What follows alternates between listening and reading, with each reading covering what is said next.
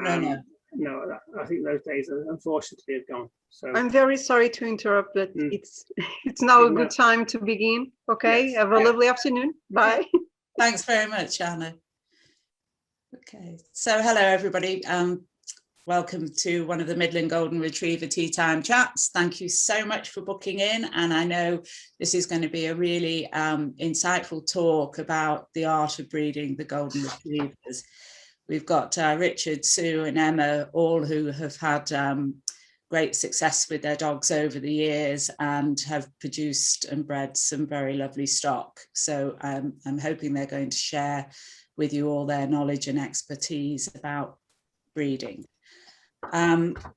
It's an interesting phenomenon because although Emma's here not having bred a huge amount of litters, she's had a huge success from the amount of breeding that she has done. And I can remember many years ago Hazel Hinks talking about less is more, and it's better to breed a smaller amount but of more quality.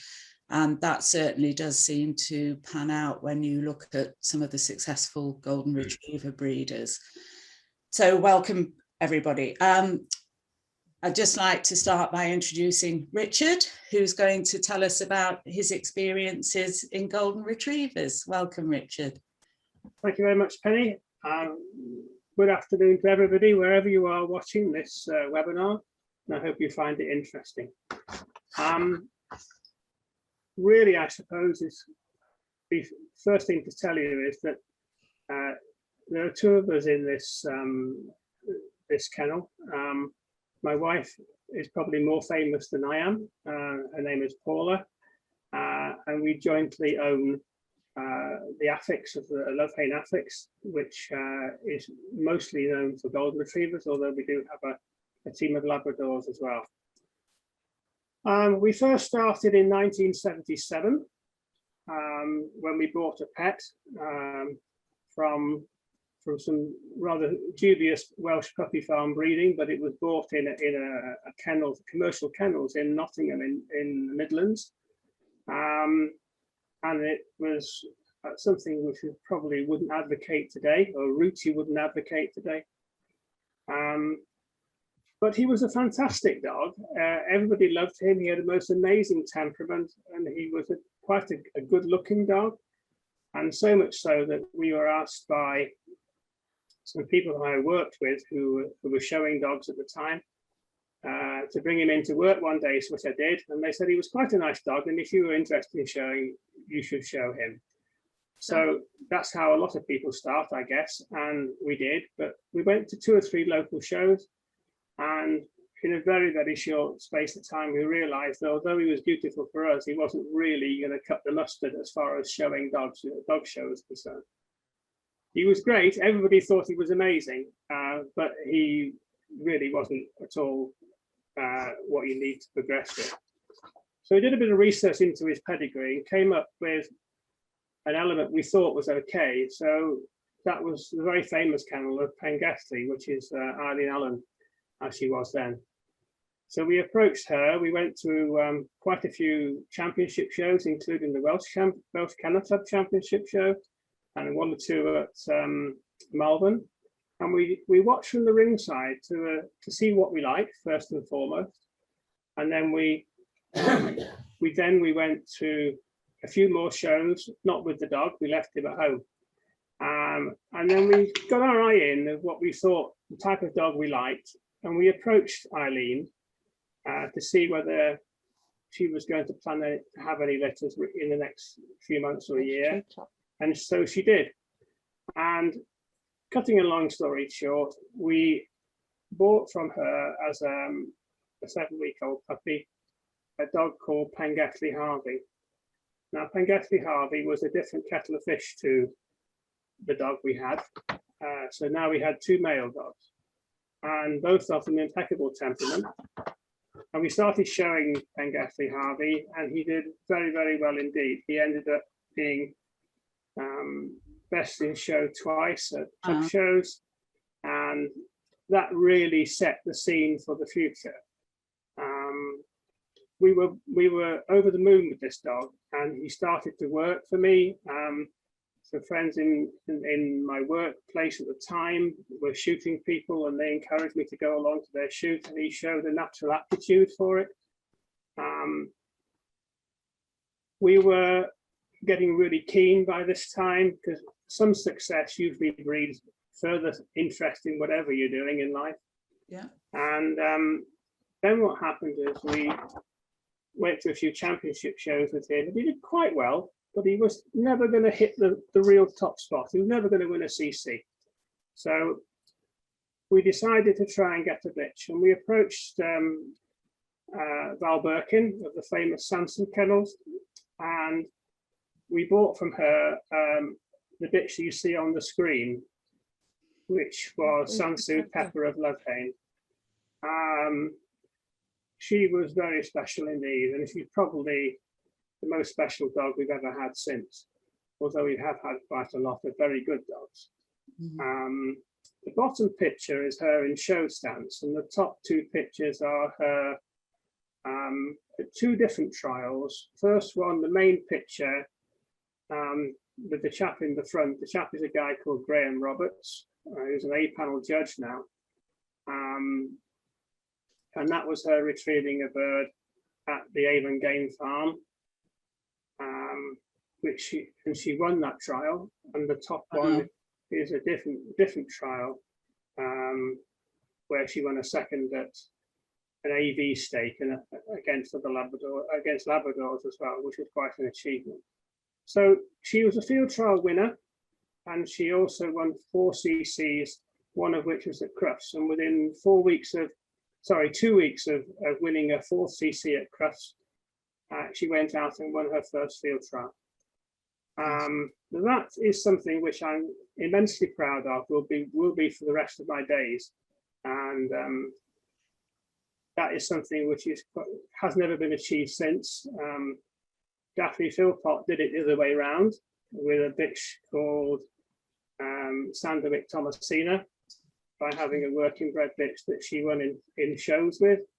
But those two bitches are the only two who have achieved that sort of success since the end of the Second World War. Yeah. If I had that bitch today, I think the situation might be slightly different. I'd like to think that I would go further with her, knowing what I know now. Yeah, that you're more experienced as well, aren't you, from those early days in both the shows? Of course, yeah, of course I have. I mean, I've done an awful lot better in the working side and with my Labradors in the last few years. I've won open stakes and things like that. So, yes, with that experience, I probably would have done quite well in open stakes, and never know, I could have even made her up to a dual champion. I don't really know. You don't know about these things, but all I know is that there was an awful lot of potential in this bitch. And I, as a novice person, I was only like 28 at the time. The first dog I'd really trialed. And when I look at that, and I look back on it, I'd made some mistakes, which I hope I wouldn't make today. And I think the situation might be different. But you can't keep looking back. You just have to acknowledge what she was. She was the most amazing bitch. Now, we will always be eternally grateful to Val for letting us have her. She was amazing. A fantastic foundation for your kennel. Yeah, she is the foundation bitch for our kennel. She produced a couple of champions for us, and she was just a joy. So that's how we started. So that's our foundation bitch came from there.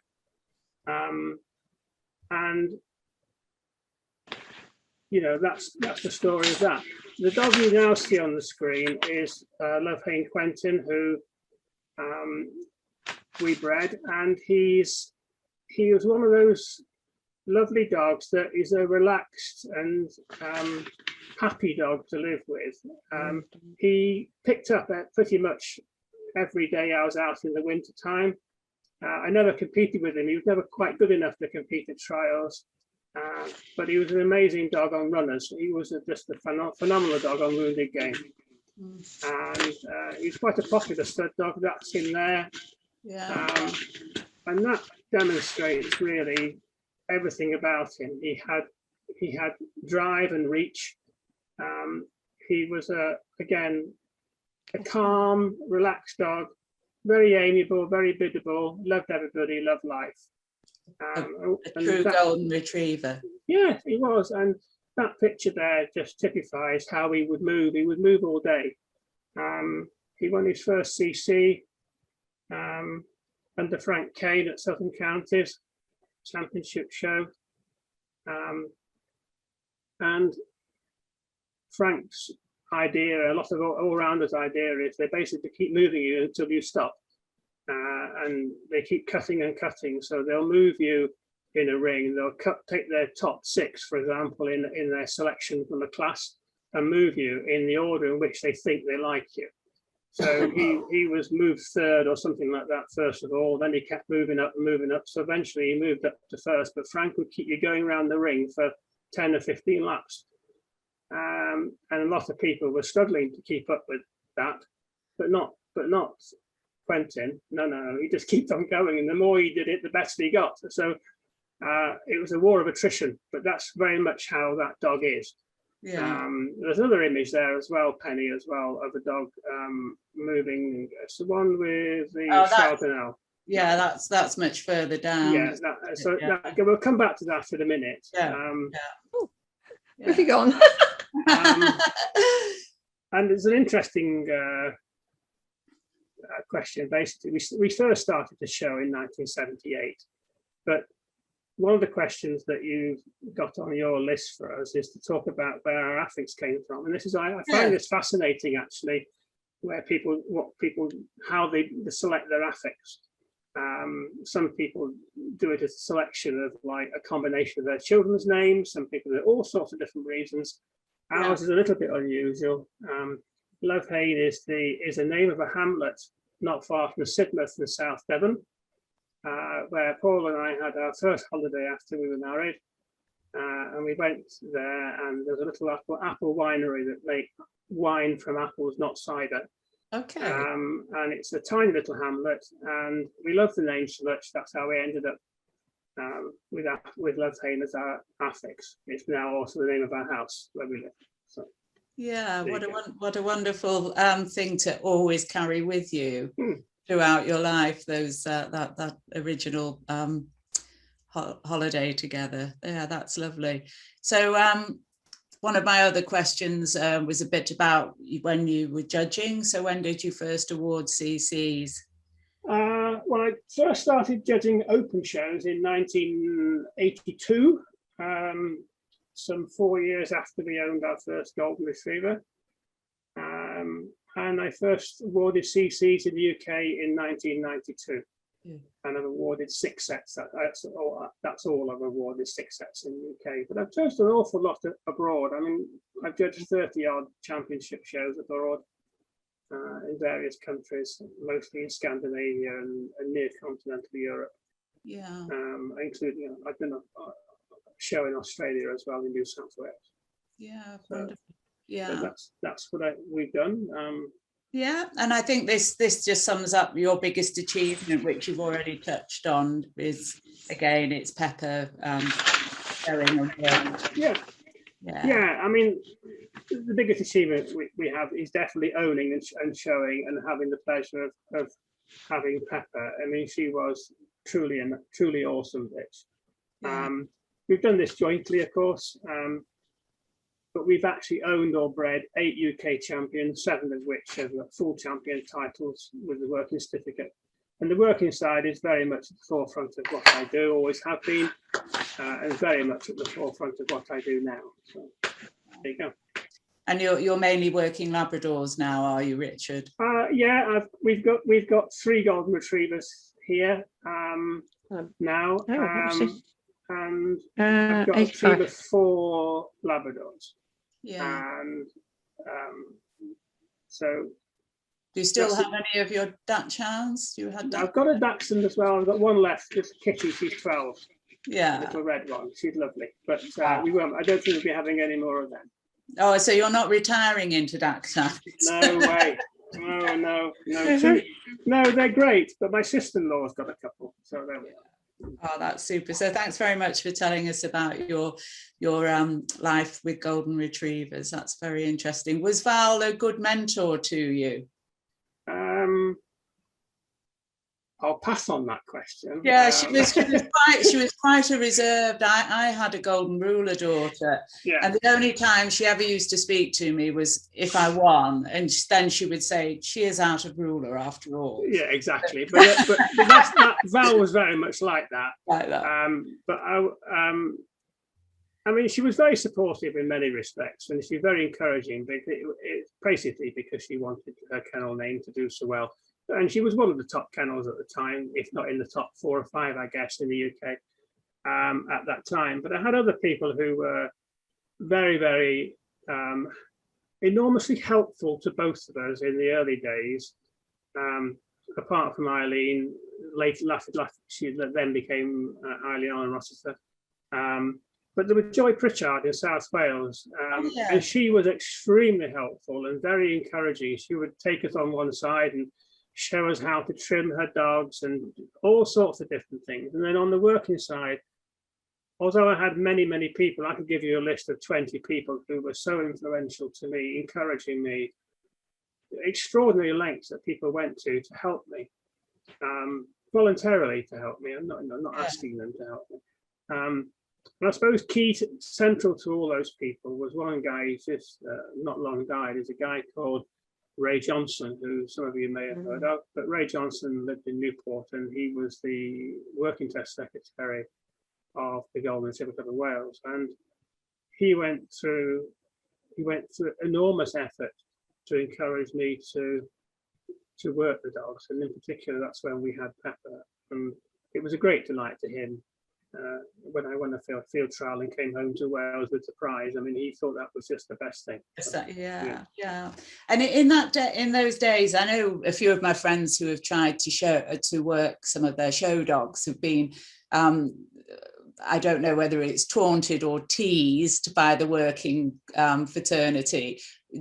Did you experience any of that in the sort of 70s and 80s? Were they a bit more encouraging generally? No, the divide between the two was always there. It made it particularly poignant because I had an obviously showbred bitch that was very glamorous and quite pale. Yeah.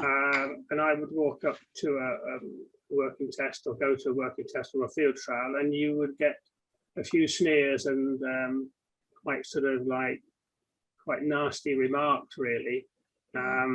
About what you're doing with that here and this type of thing. But like all these things, the answer is to show them exactly by doing what you do. And they didn't say an awful lot of derogatory things when I won the trial. Absolutely. Well, thank you very much, Richard. So let's move on to Sue. Tell us about your experience in Golden Retrievers, Sue, how you started, and or a bit about your background. Well, we started, you see, Andrew, we started looking for a puppy because my husband used to do shooting and he wanted something that would work. So in fact, Lycourt Andrew came from Sally Stewart and he was half working and half show. So Michael really didn't get the best out of him, but I decided I'd like to show him. And he was a great character. I mean, he was probably one of the strongest willed dogs we've ever had, I think. But and he loved us to bits. So I took him to some shows and thought I'd do, some showing. Not very successfully, I must admit. And the picture that you've got there was taken of Andrew when he was 7. And in fact, it talks about people influencing. I always remember when he was a puppy, he was very, he looked like he got no angles. He was straight up both ends. And I always remember Madge Bradbury saying to me, "He will come, dear." At one of the first shows I ever went to, I think I got about 5th out of 6th or something like that. She won the class. Yeah. But I mean, he was a lovely dog, but we knew, a bit like Richard was saying, he wasn't probably going to take us as far as I wanted to go. By this time, my husband... I remember him as an older dog, and he had matured, hadn't he? It took a long, long time to... Oh, he took a long time to mature. And I mean, certain people liked him, and I did one where I said, you know, John Taranti said he would come back for the dog, but not the owner. So he's very much that type, you know. And he was working. I mean, he'd got roof tree top lines in him, yo lines. His mother, I think, was a yo bitch. And, you know, I mean, he was very much that, more so than the show side of his pedigree. Yeah. But yes, so actually it was quite some time before we bought Lou, who is the Glengild bitch. And I loved her father. I mean, I thought he was a lovely dog, Scott. So she was out of Style Scott of Glengild to a Glengild bitch. And she was the most wonderful bitch you could ever wish to have as a foundation bitch. I mean, she was the most loving, kind-hearted bitch. But again, she did quite well in the show ring, but she was very, very well made. But if in some respects, I think it's what people have to realize, the faults. And even early on, I realized she was had quite a strong head. And I always realized she'd probably throw me quite nice dogs rather than bitches, which in some respects my line has been built on, is the fact that we had, you know, quite a lot of strength in the male side of our line. So Lou, in fact, as you can see, we actually didn't breed a litter for almost 10 years. So our first litter didn't come until 1985, which is when we bred our first litter. And that's Cassandra. No, she wasn't. Apollo was the first one. Yeah. You didn't give me a picture of Apollo. No, you've got Apollo in the... Oh, in the collage later, yeah. The collage is Apollo. So when you find the collage, Apollo was the first puppy I ever bred. He was the one and only. Yeah. And it was quite interesting. We talk about breeding. We tried mating her at 14 and 15 days, which we did manage to do. And from the resulting of this, her first litter, and the first litter I'd ever had, we had one puppy. And he was 8 days late.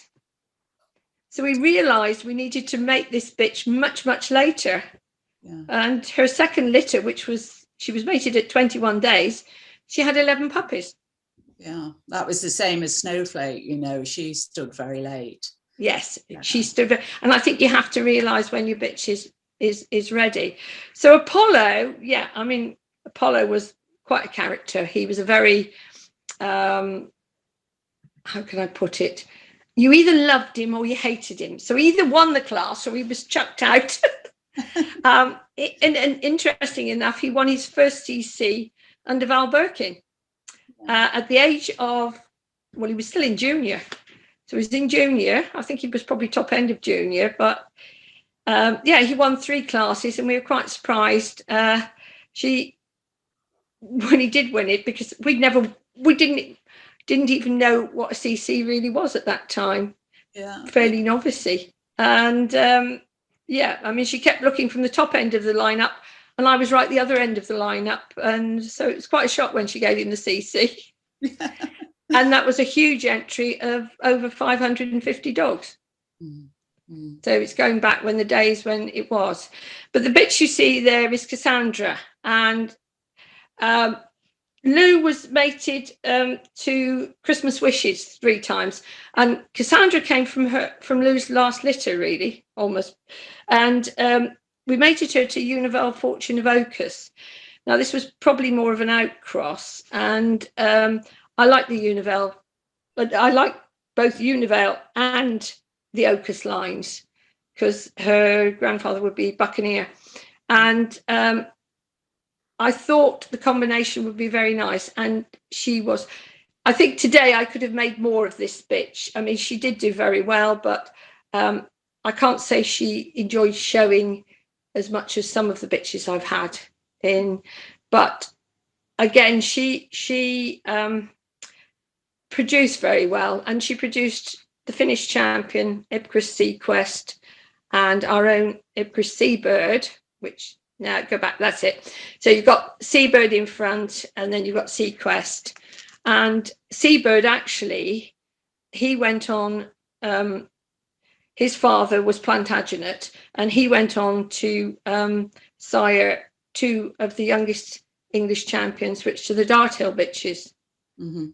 So yeah, I mean, she again, as I say, but as I said, my strength, as you can see, was probably in my dogs, and you know, they were very much of a type that I still think. I mean, Seabird would have done better. He was like his father, but he was a slightly smaller version than Plantagenet. And later on, we got probably a slightly larger version of him, which was Teddy, which did, you know. But yeah, I mean, going in there, we had a lot of help, I must admit, because you talk about who helped us. And I mean, Mariel Hathaway did a lot. You know, she was really helpful to us in lots of different ways. I was able to ask her lots of questions early on, and that, and also later on, Teresa and Malcolm Godefroy were very helpful to us. So I think finding somebody you can talk to, and you know, get an insight into different breeding and how they work is very helpful. I think shared knowledge is, yes, it augments, doesn't it? And I know a lot of the time we've done a lot of things together and shared knowledge and talked about stud dogs and talked about puppies and seen each other's litters and things, and that kind of sharing of knowledge, you know, is so valuable. And Muriel was so generous with her, you know, with her help and her expertise, wasn't she? She was, and she didn't like an overdone dog. I mean, in some respects, some of the dogs of today, which are shorter on the leg and over-angulated, was never what Merrill liked. And she liked a very square dog as well, didn't she? She liked a square dog, but she liked more length of leg, and you know, which I think in some respects we lost a bit of. Yes, yeah. And I think certainly, I mean, if you look at the picture of the Sansu bitch that Richard got, Pepper, I mean, she was much more up on the leg. Yeah, definitely. Now you've got Tom. Now, Tom was going to Tom. Tom was a beautiful dog. I mean, the first picture, he was only a youngster. He came out in the year when we had foot and mouth. Yeah. There was no chance of us getting our junior warrant. It wrecked quite a few.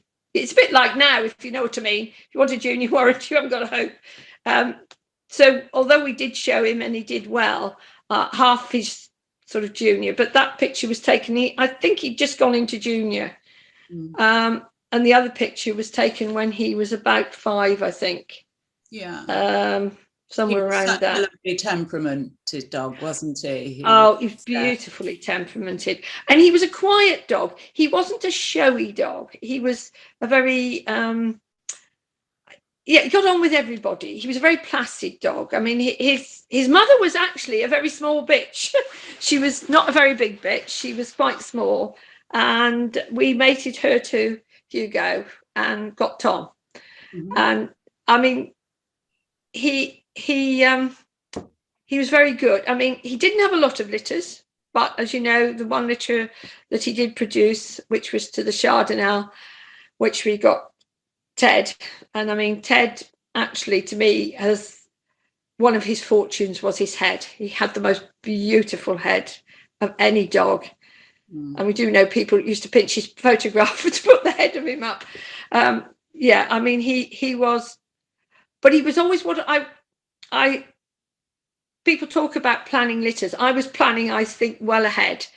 And I always wanted a Highlander daughter brought to Tom, because we got a Highlander son and we loved him, which was Robbie, and he was a very lovely dog. And we wanted something with a bit more. Yes, Robbie. Yes, Robbie was very much a character, and we wanted something that would probably liven Tom up. And I think they went very well together. Now we did get one of your bitches, but it didn't work. And then when Margaret suggested that she wanted to bring her bitch to him, I was thrilled. You know, I thought, well, it would be a really nice combination. And the litter was, you know, for Margaret, I suppose that would be Margaret's top litter, producing both Teddy and Castaspell and Daisy. Now, Daisy was so unfortunate not to be made up. She didn't quite have the coat of Ted. That's her winning her CC. She won a CC and I think it was 4 reserves. I can't quite remember, it was 4 or 3. And I mean, really, if she'd have been in coat more often, she would have been made up, but her coat was not her fortune. And but she was a beautiful bitch, and really, she, in fact, as a puppy, she outdid him. Yeah. And they were really quite a pair, you know. I mean, if he didn't win, she did, or vice versa. And I think they, as puppies, we only showed them. I never show my dogs much as puppies, and they only went to 5 championship shows each.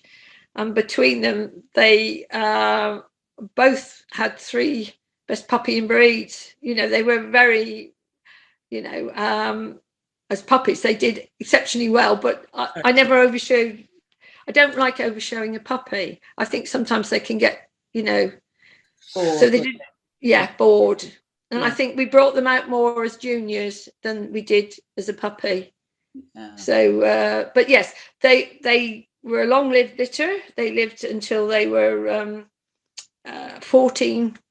I think 3-4 of them lived till they were 14 and a quarter. Yeah, yeah. And you know, they all lived to 13. So I mean, they were a very, you know, and through Ted, we have Ted, I mean, became top stud dog 3 times running for the Golden Retriever Club. I mean, his progeny are far and wide. Yeah. You know, I mean, he's and he is behind a lot of pedigrees, as is now Castaspell, with the fact that he has now sired the top winning stud dog in the Zambanza dog. So really, the litter was, you know, a phenomenal litter. Yes, it was. And I mean, going back to my lines behind, hips have been a good, and we're saying that Ted's progeny are 3 of the dogs on Eileen Casely's site have the lowest hip scores of almost any of the dogs on it, of 3 of Ted's children. And it's so it to get that balance of quality and health. Yes. Problematic, yeah. Where did your Affix come from, Sue? Oh, quite an interesting. Yeah, you in those days you had to produce 6 names, and in fact the name we had wasn't one of the first. But I love the Ibcris file, which was Michael Caine's film, and I put it down as one of them, and that was the one we ended up with. I think my first one was Quasar. So they could have ended up as Quasar Golden Retrievers, but as it was, Ibcris was the one that came out. And yeah, we loved it. I mean, you know, it was fun. And because you say to people, well, you know, they can all, or generations ago, they could all relate to the Ibcris file, but these days they can't. A lot of people can't remember the Ibcris file. So they say, where'd you get it from? No, I mean, that's where it came from. Yeah. It was a very well-known film in, you know, in the 80s. Yeah. When did you start judging, Sue? Well, I started judging open shows in the 80s, but I mean, we'd been in the breed. I mean, we didn't breed our first litter until we were in the 80s. Yeah. So I would say probably even late 80s before I started doing open shows. And then I did my first set of tickets in 1998. Let's get that.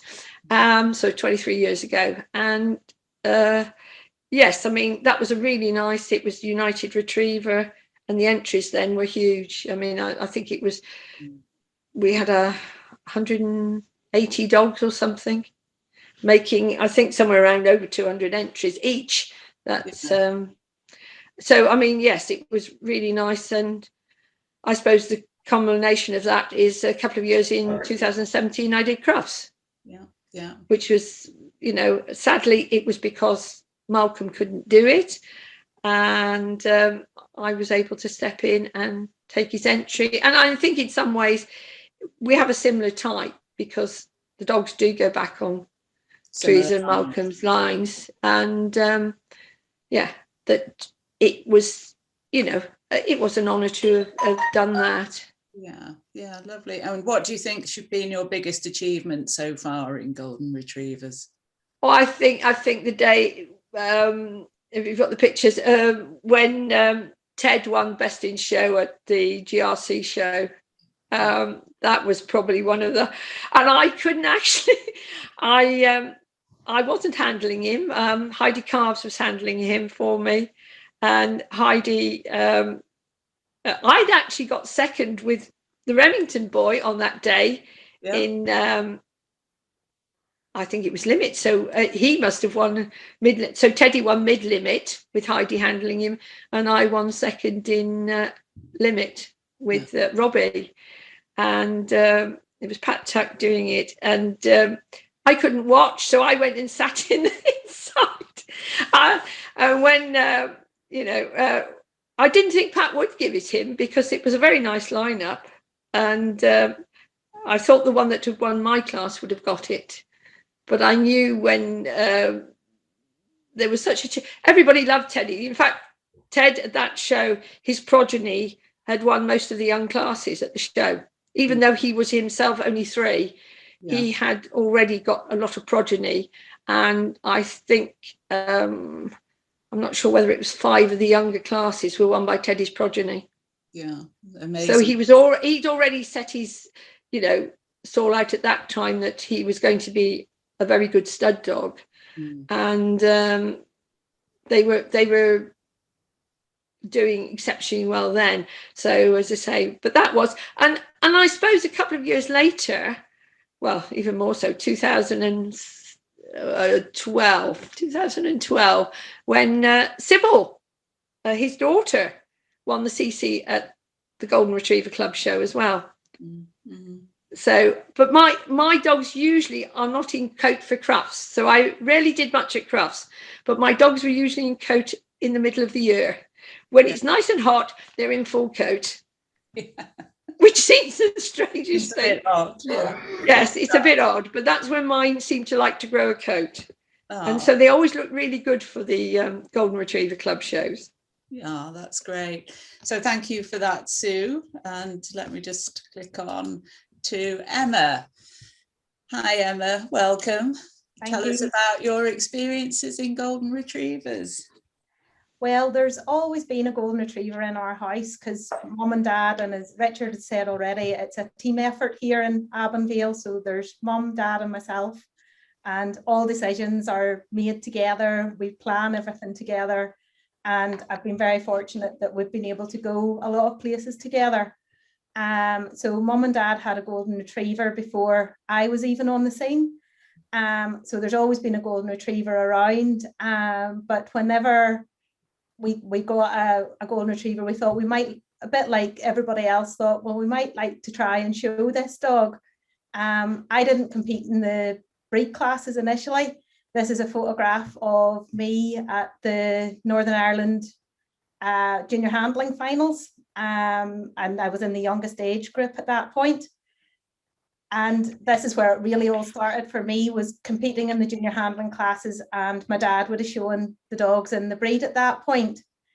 It was something that I done relatively well as far as the junior handling was concerned, and that's where my interest went on. And it was something you always wanted to do that wee bit better. You wanted to try and improve what you have.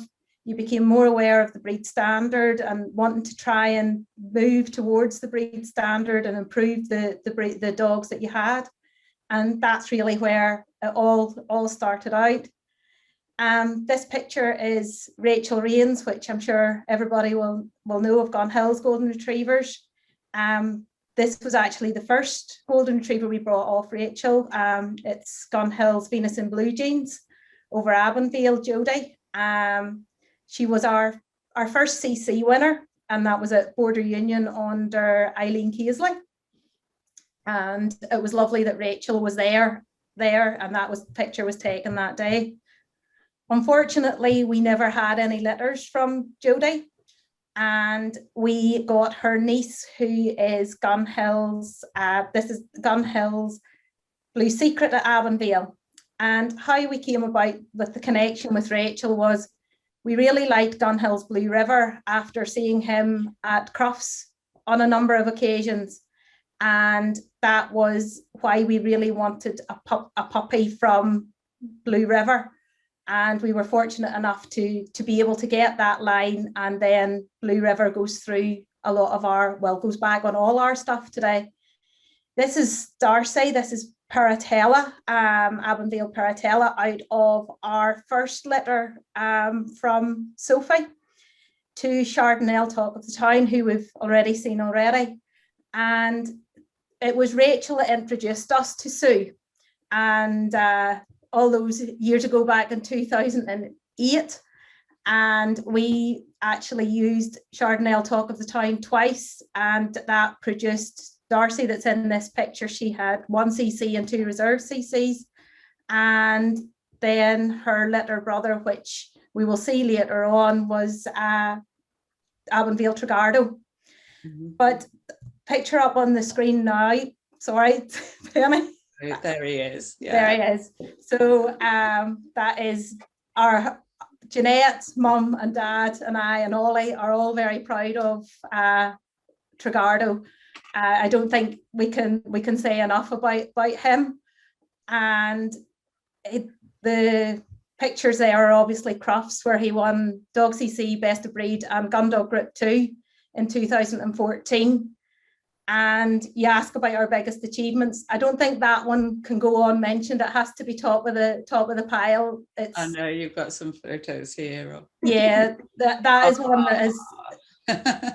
I just love the pictures where they're not standing and you can see the emotion of what's going on. So that's what winning winning Dog CC that was at Crufts meant to us that day, or meant to me. And it's something I will never forget. And it was just lovely that everybody was there, apart from my dad was the only missing link in the chain, but he was watching at home when it came to the group on the TV. Yeah. So as far as main achievements, that has to be one of them. But we also have his nephew, Cody, Avonvale Levanto, and he has won a Gundog Group in the UK. He's also the top winning golden retriever in Ireland, Green Star winner. Yes. And I'm not sure where that picture is. It was, I think, the Gundog Group one's there, Penny. Yeah. Back up again there. Nope. No. I don't know where it's gone. No. Maybe up here. There. That's Avonvale Levanto. He is that was Scotland. That was in Scotland, yes. So it was actually Cody was the CC winner that day, and Sue was reserve dog CC, if I remember correctly, Sue. Yes. So that was another big achievement. But those are our big achievements in the UK. We value everything that we win. Obviously, we live in Northern Ireland, and we are very, very proud to have Cody as the top winning dog and his mother as the top winning bitch in Ireland, as far as Green Stars are concerned. And also very fortunate to have had 4 all breed best in shows with the Sophie Terry combination. Down there. Oh, hang on, wrong way. We've got some of the pictures of you winning in Ireland. Yeah, so that was our first ever best in show, and that was in 2013. The following year, Blue also won the best in show. That was at Tralee at the end of the Munster circuit. Yeah. And in 2015, this would be Blue's younger sister, Tegan, and she won the first show of the circuit, Clonmel, and she also was then best in show 3 on the Tuesday and best in show again on the Thursday. Yeah. So very proud of all that. Yeah. That's amazing, because you think how difficult it is here to, get placed in the group with a golden retriever, so to do this at all breed shows in Ireland is amazing, isn't it? Yeah, as I say, we're very proud, but it comes down to something that we were talking about beforehand, and Richard has said as well about movement. And some of the pictures later on, you can see the moving shots. And I think when it comes down to groups and best in shows and everything like that, if you have a good moving dog, if you have a sound moving dog, that will carry you a long way as far as a group or a best in show is concerned. And the lady that's on the picture there will always be 3 paces in front of me, even at nearly 11 years of age now. Oh, she's lovely, beautiful, beautiful. So you were saying, we were asking about where the Affix came from. Yeah. Ours is relatively simple. We live on the Lochaben Road, and we came up with different variations with that, and it came to Avonvale, and that was the one that we got. Again, it was 6 choices you had to put in. Can't remember, like Sue, what any of our other ones were, but that was the one that we were allocated. Yeah. I first started judging in 2004. Back somewhere up here. Oh no. So as I said, I'm the young person here, and they're looking at some of the dates of birth and some of the other dogs. But started judging in 2004, and I awarded my first set of CCs at the Midland Counties, and this was my bitch CC and best of breed and dog CC that day. And I've done one more set of tickets since that, and if everything goes to plan, I will be judging Golden Retriever bitches at the World Show in what would have been Madrid 2020, but is now Madrid 2022. Oh, wow. Fantastic. That's something to look forward to. Yeah, so looking forward to that. And as far as my main influences when I started, I've already mentioned Rachel, but there's a lady in Northern Ireland that I can't go without mentioning, and that was Eva Harkness. Of Mandingo Golden Retrievers, and Eva was fantastic with me whenever I started, and many a Ulster Golden Retriever Club show or Belfast Championship show, I would have been sitting beside Eva at the side of the ring talking about Golden Retrievers. I wanted to learn from whoever I could, and Eva was very, very willing to give her help and give her knowledge. And I just think that's really what we need to do today, and people need to do as well, is not just leave maybe after the puppy classes, but sit and learn and see what dogs are doing well, why are they doing well, can they figure it out, and see where they want to go from there. Yeah. I think it's such a fascinating hobby that actually there's always something to learn, and you carry on progressing your skills as the years go by if you keep an open mind and an inquiring mind.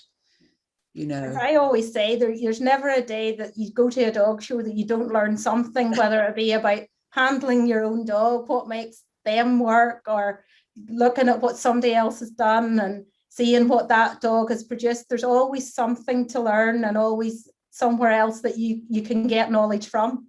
Yeah, no, absolutely. So I think you've answered most of my questions about your background in dogs. So I'll just flick through the rest of your pictures onto the first of the questions. So that's a nice one. So what process do you go through with your bitches to decide if you're actually going to mate them or not? And what factors would bring you to discard a bitch from your breeding program? Richard, do you want to start with this one? Yeah, I'll be happy to give you my thoughts on that, Penny. In an ideal world, we would like to breed from a bitch when they're around about 2 years old. 2.5 is about the optimum from our point of view. I think there's a couple of reasons for this. Is that if you leave it much later, significantly later, I think there's a greater risk of things going wrong in the whelping, such as pyometra and things like that. And I think at the end of the day, a bitch is sexually mature when she's probably 15, 18 months old, and she's quite capable of having a normal litter, carrying a litter, and is probably is fitter and better able to produce a litter the normal way without any complications or cesareans the younger they are, but obviously not too young, not ridiculously young.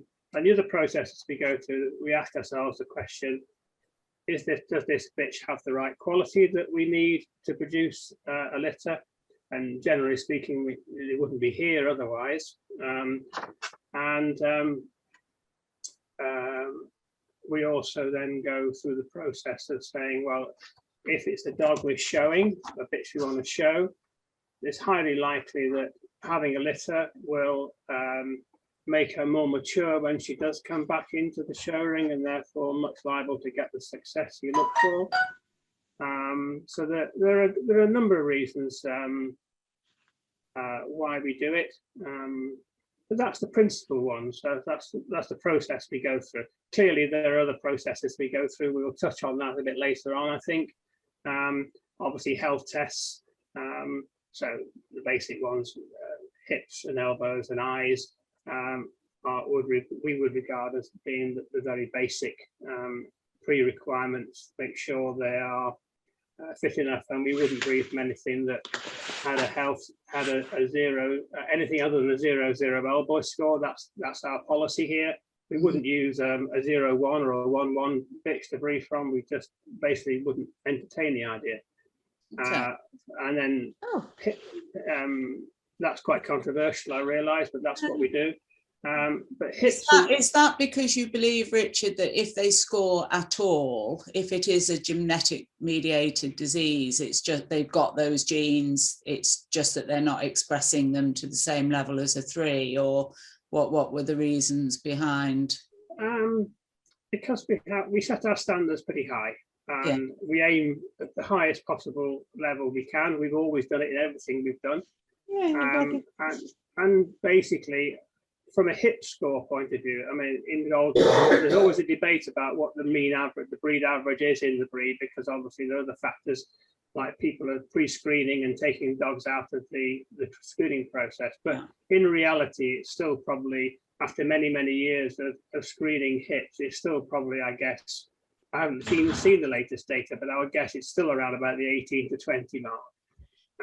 Correct me if I'm wrong, anybody. Yeah, the average is now lower than that, but it's probably artificially been lowered, you know, by people not scoring dogs that are, you know, not going to. But if it is lower than that, then Penny, the chances are it's not significantly lower. I mean, it's not going to be 12 or 13, is it?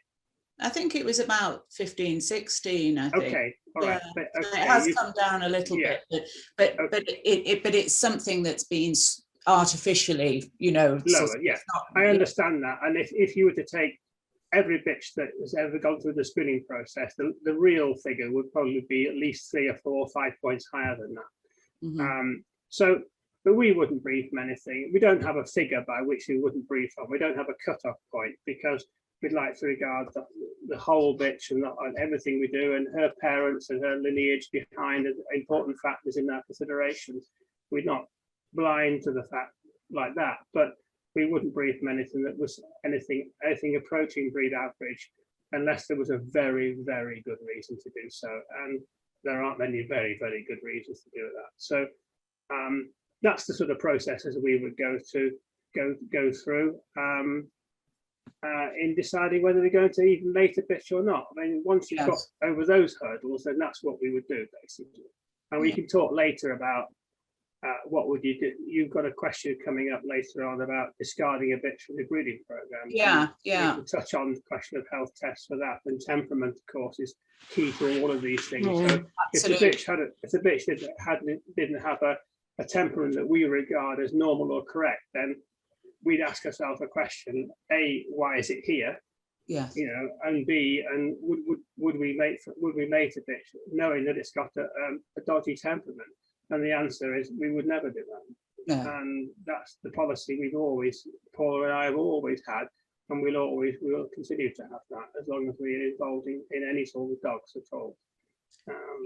Yeah, you want that really typical golden retriever temperament, don't you, before you start with anything, really? Yeah, because at the end of the day, whilst we all strive to breed the very best dogs, at least I hope we do, then at the end of the day, probably close to 90% of most things that most serious show and working kennels breed, almost 90% of them probably go as pets or companions to somebody else. And the last thing you want to do is to produce dogs which are either unsound or potentially unsound, which are going to cause them some serious health problems for those owners, or something which is temperamentally so unstable that it becomes a real nuisance for them to have such a dog around their house. They want a dog that's going to go out and be a normal family dog and have a happy disposition and relaxed atmosphere and be a pleasure for them to have in their home. So that's another factor. So those are sort of processes that we go through. Yeah, and I was interested in your thoughts about discarding or not breeding from an animal, a bitch, if she scored anything on her elbows, whether it was a 1 or a 3 or a 1-0. Is that because of the problems that they've had in Labradors? It's partly influenced your decision with that. Yes, Penny, it is influenced partly by that, but because in the Labrador Retriever, of which I've got a few of, yes, then the elbow issue, elbow dysplasia, is actually considered to be more of a problem than hip dysplasia. Particularly amongst the working lines, because at the end of the day, you don't want dogs breaking down, having premature arthritis issues and things like that in the elbow. Yeah. Because it basically curtails the life of that dog's life, working life, and at the end of the day, that's all they do. So, yes, we are influenced by that to some degree. We're bound to be. But Paul and I have had this policy about not breeding from anything other than 0-0 elbows for quite a long time. Now, I know there'll be a lot of people, some people, even on my colleagues on this panel, will probably disagree with that. But that's what we do. We've always aimed as high as we possibly can. And we don't really see a need, to be honest with you, to breed. I wouldn't breed from a bitch that would be a 1-1, for example, or a 1-2. I might consider breeding from a 0-1 in extreme circumstances if that bitch was of such exceptional quality and clear on everything else. And I would be very, very careful then what I took her to. I'd want a dog that was 0-0, who was producing a high quality offspring of a lot of 0-0 dogs. So I'd be minimizing my risk, and I'd use all the health tests that possibly could, all the data available through the Kennel Club scheme to make those decisions. And I'd be very, very careful where I took it to. I'm not saying I categorically would never do it, but where I would say it's highly unlikely.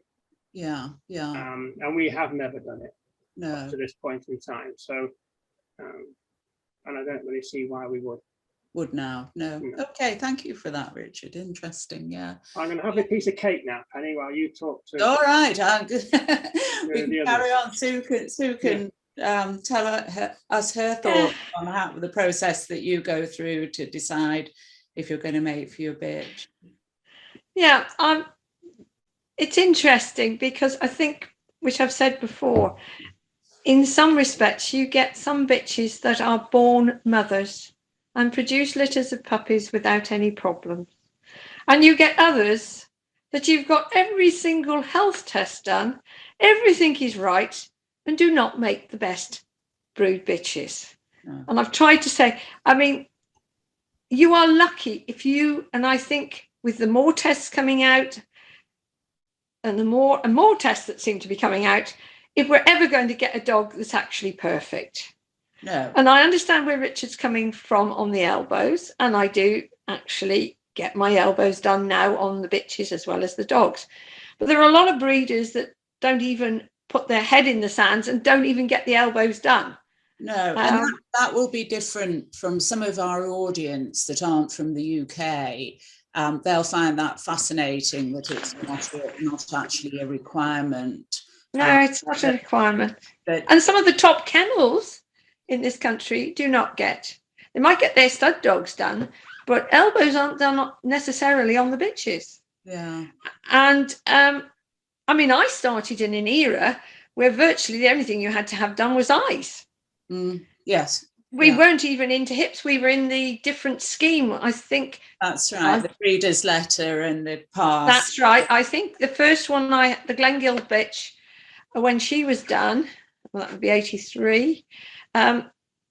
We were virtually into, or just come out of breeder's letters. Yes. And I think I think we're going to be in a if we keep going down this route where everything has to have absolutely perfect, then I think we're going to run ourselves as breeders into problems.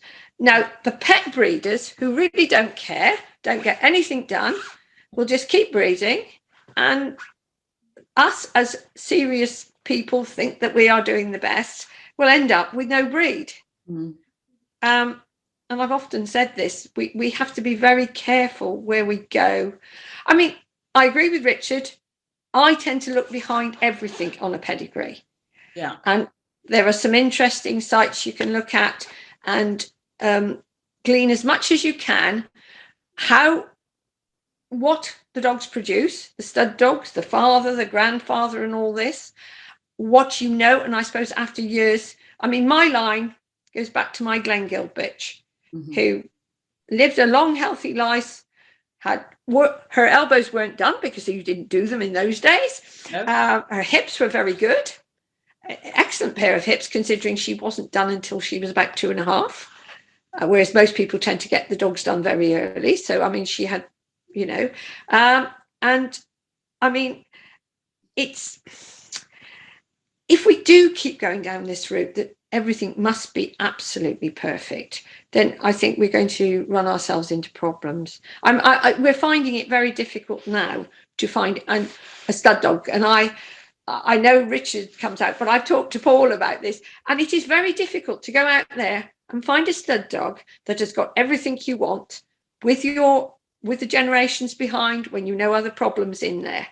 And it is extremely difficult now to find that dog, because we are taking a lot out of it. We are dismissing a lot of dogs because of the testing. Yeah. And I think we have to be careful here, because yes, I'd love a perfect dog. Well, my stock here at the moment has got good elbows, but I have used a dog with an 0-1 because I felt he possessed everything I was looking for, and he had every other test under the sun, more so than most dogs ever have done. And also I knew the generations behind on mine were fairly sound on elbows. But I must admit, if I thought I'd got a problem with elbows, which I know some people do think they have, then I wouldn't have done it. No. But maybe it'll come back to bite me. But I mean, I think you have to chance. And years ago we did. Years ago, we would have mated a bitch with a higher hip score than we would now.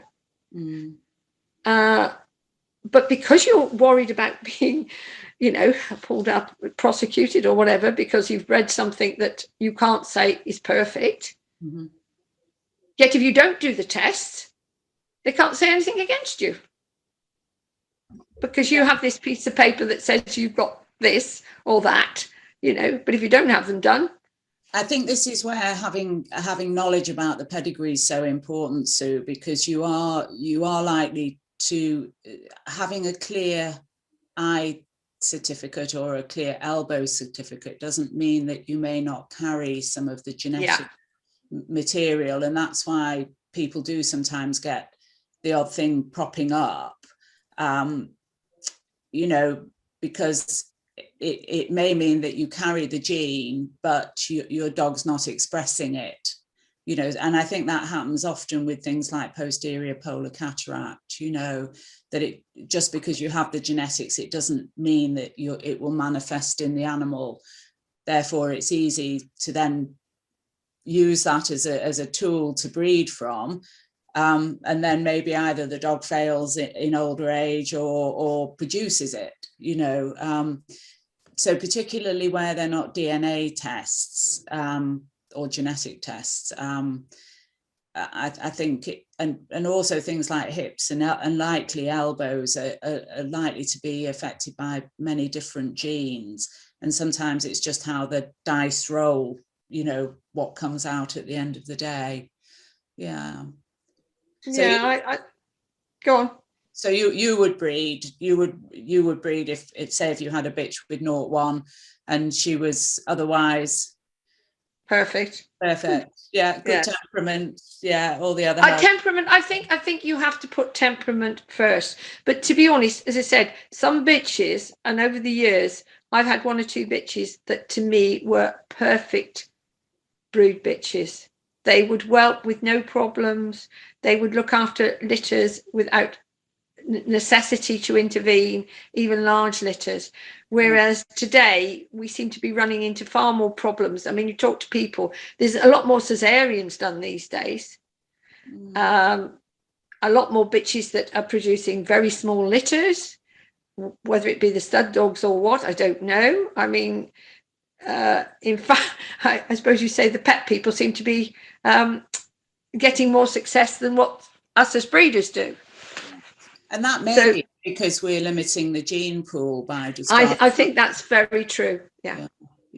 We look at it in a different respect. We don't look at it, they're looking at it from a financial point of view, make this to this and, you know, we get a litter of puppies, whereas we're looking for something totally different. Yeah. So you'd start basically with temperament. So if they didn't have good temperament, you wouldn't even bother doing any tests. Off you go. No, and in fact, I have actually had tests done on bitches, and by the time they got to 14 or 15 months, I didn't think they were suitable to have a litter. Yeah. And I have, you know, found them nice pet homes. Yeah. Okay, thank you, Sue. Emma, anything to add? Not much to add, but totally agree that has to be temperament at the top of the list, because as has already been said, 95% of your puppies are all going to go into pet homes, and of those, the majority are going to have small children, because the golden retriever is seen as the absolutely perfect family pet. And I think if you start introducing problems as far as temperament is concerned, that can be a very slippery road. Yeah, definitely agree with all the health tests being done. That's about being as responsible as we can be. It's no guarantee, as we've all said, but it's about doing the research behind it and seeing what's there, what's being produced. I would probably err with Sue on the elbow scoring. Sorry, Richard, that I wouldn't throw the baby out with the bathwater, because even though we have only been showing for coming up in 30 years, elbows weren't done whenever we first started showing. They weren't commonplace in being done, and it was your hips and your eyes were the two main things.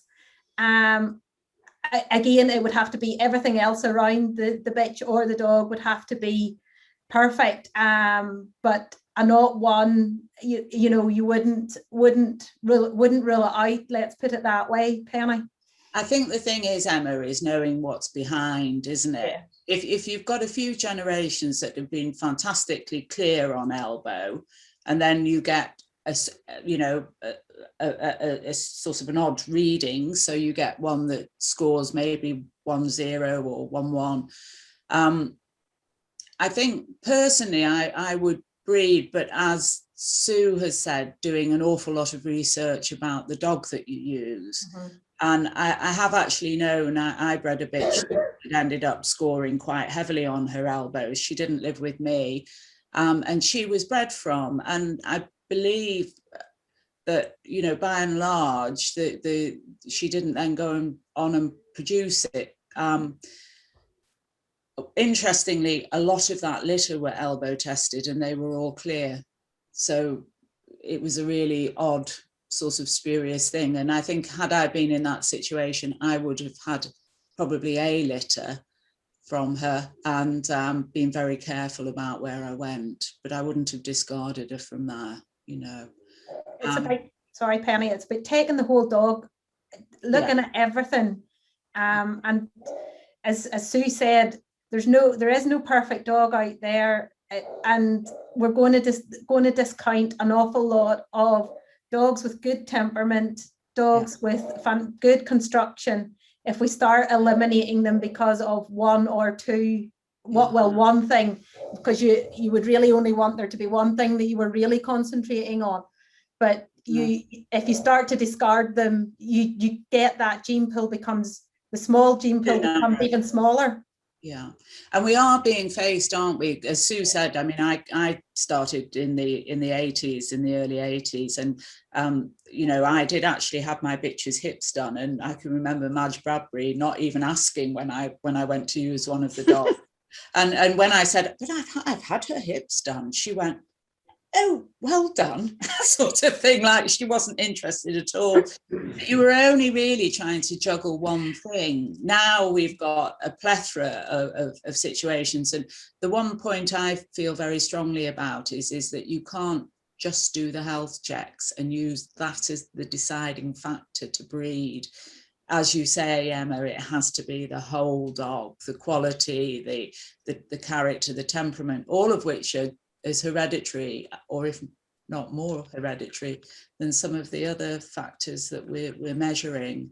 And that, to me, when I see some of the younger breeders, it's oh, we've got naught elbows and we're ichthyosis free, and I feel like saying, oh, well done. That's a topic for another day. That's another topic for another day. So just going on. So what main breed features are you trying to preserve when you plan a mating? Do you want to start off, Sue? Yeah, well, I was going to say, it's what I've always looked for when I'm judging, and it's what we've all said about is movement. I'm a movement fanatic. If the dog can't move, it's not bred for purpose. And to be honest, I mean, in the early days, heads, as long as the dog looked like a dog, let's cast a spell, you see, that's Ted moved like that. I've got a picture of Ted, which I should have put on, that was moving like that. They had to move. And I know, always starting back, even with Apollo, he was so well thought of for his movement. He was probably not quite enough angulation for today's dog in some ways. I know Paula loved him and Richard didn't. But he was a sound moving dog, and and that's what I've tried to preserve. So to me, I look at my puppies and look for something that moves. Yeah, it's something that, you know, so if I'm choosing a dog as a stud dog, they have to move. They have to, you know, because at the end of the day, movement is confirmation in action, isn't it? Yeah, and I think this is why this is why I think in some respects why we don't do so well in groups, because a lot of the dogs that actually move well probably are not the most glamorous of dogs. They are soundly made, and to get a dog, and I mean, Emma had one, I suppose, in Chicago. I mean, I took joy in that, seeing a Teddy son getting second in the gun dog group at Crufts. And he did move beautifully. I mean, and I think movement, you know, if they move, they are constructed. You know, the construction's there. If they can literally, you know, and I mean, they've got to work all day, which is Richard would say. I mean, they need to do a day's work. To have economy of movement as well. Yeah. I feel tired. Yeah. And Richard, you can carry on, because this was the photo you wanted in this section. Yeah, it's basically what I'd look for in an ideal dog, from choosing a puppy right the way through to adulthood. We talk about movement, and movement is a product of, as we all know, of the way the dog is made. But it's not just about the side movement, although I selected that photograph. But you look at the lovely reach and the drive. The reach and the drive in this dog is totally in harmony with each other. It's the same amount of forward reach as you've got rear drive, and he holds his top line absolutely level. And you've touched on it there, Penny. It's the economy of movement. So at the end of the day, if you've got a dog that's out on a shooting day, as mine are, 6 or 7 hours sometimes, we want them not to tire out at the end of the day, because tired dogs make mistakes and they get injuries by doing so. And you also need them to be capable at the end of the day doing the same work they were at the beginning of the day. So if you've got a dog that's well made like that, chances are that as long as you've got the stamina to go with it, which is, you know, heart and lung room and things like that, and the muscular structure overlaid on all that to be able to perform, then as long as all those things are in place, then you've got the perfect working dog in terms of stamina and longevity. And I like that sort of thing. But on the other hand, you've also got to look at, you haven't got a picture of this dog moving away and coming to you. You don't want any crossing going on in front. You don't want any sort of wibbly wobbly stuff. You want them to be moving square and straight as well when you're going away. So if you look at that dog there, his hind foot on his right is taking the place of the front forefoot. The place that the front forefoot landed on is where the hind right is now occupying. And that gives you a lovely balance. And to see that going around the ring, and it's an effortless, free moving, a most beautiful sight.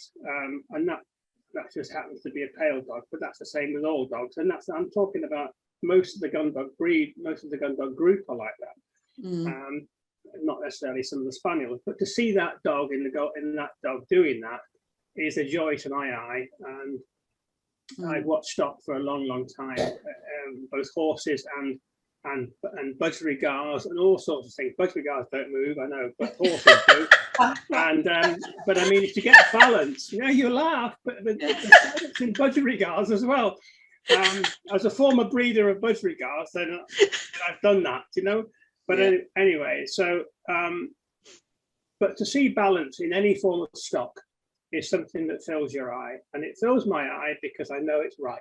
Yeah, and soundness, that lovely, not only the footfall, the top line that you're talking about, but also quite a smooth forward movement. Yeah, you see quite a lot that are quite choppy, don't you? And you know, up and down. I think if they're very over-angulated, you tend to get some up propulsion as well. You do. Over-angulation is one of the worst things. I'd rather have it straight at both ends than have it out of balance. You often see a situation, I say often, but I see quite a lot of dogs which are over-angulated behind and not the same angulation beforehand.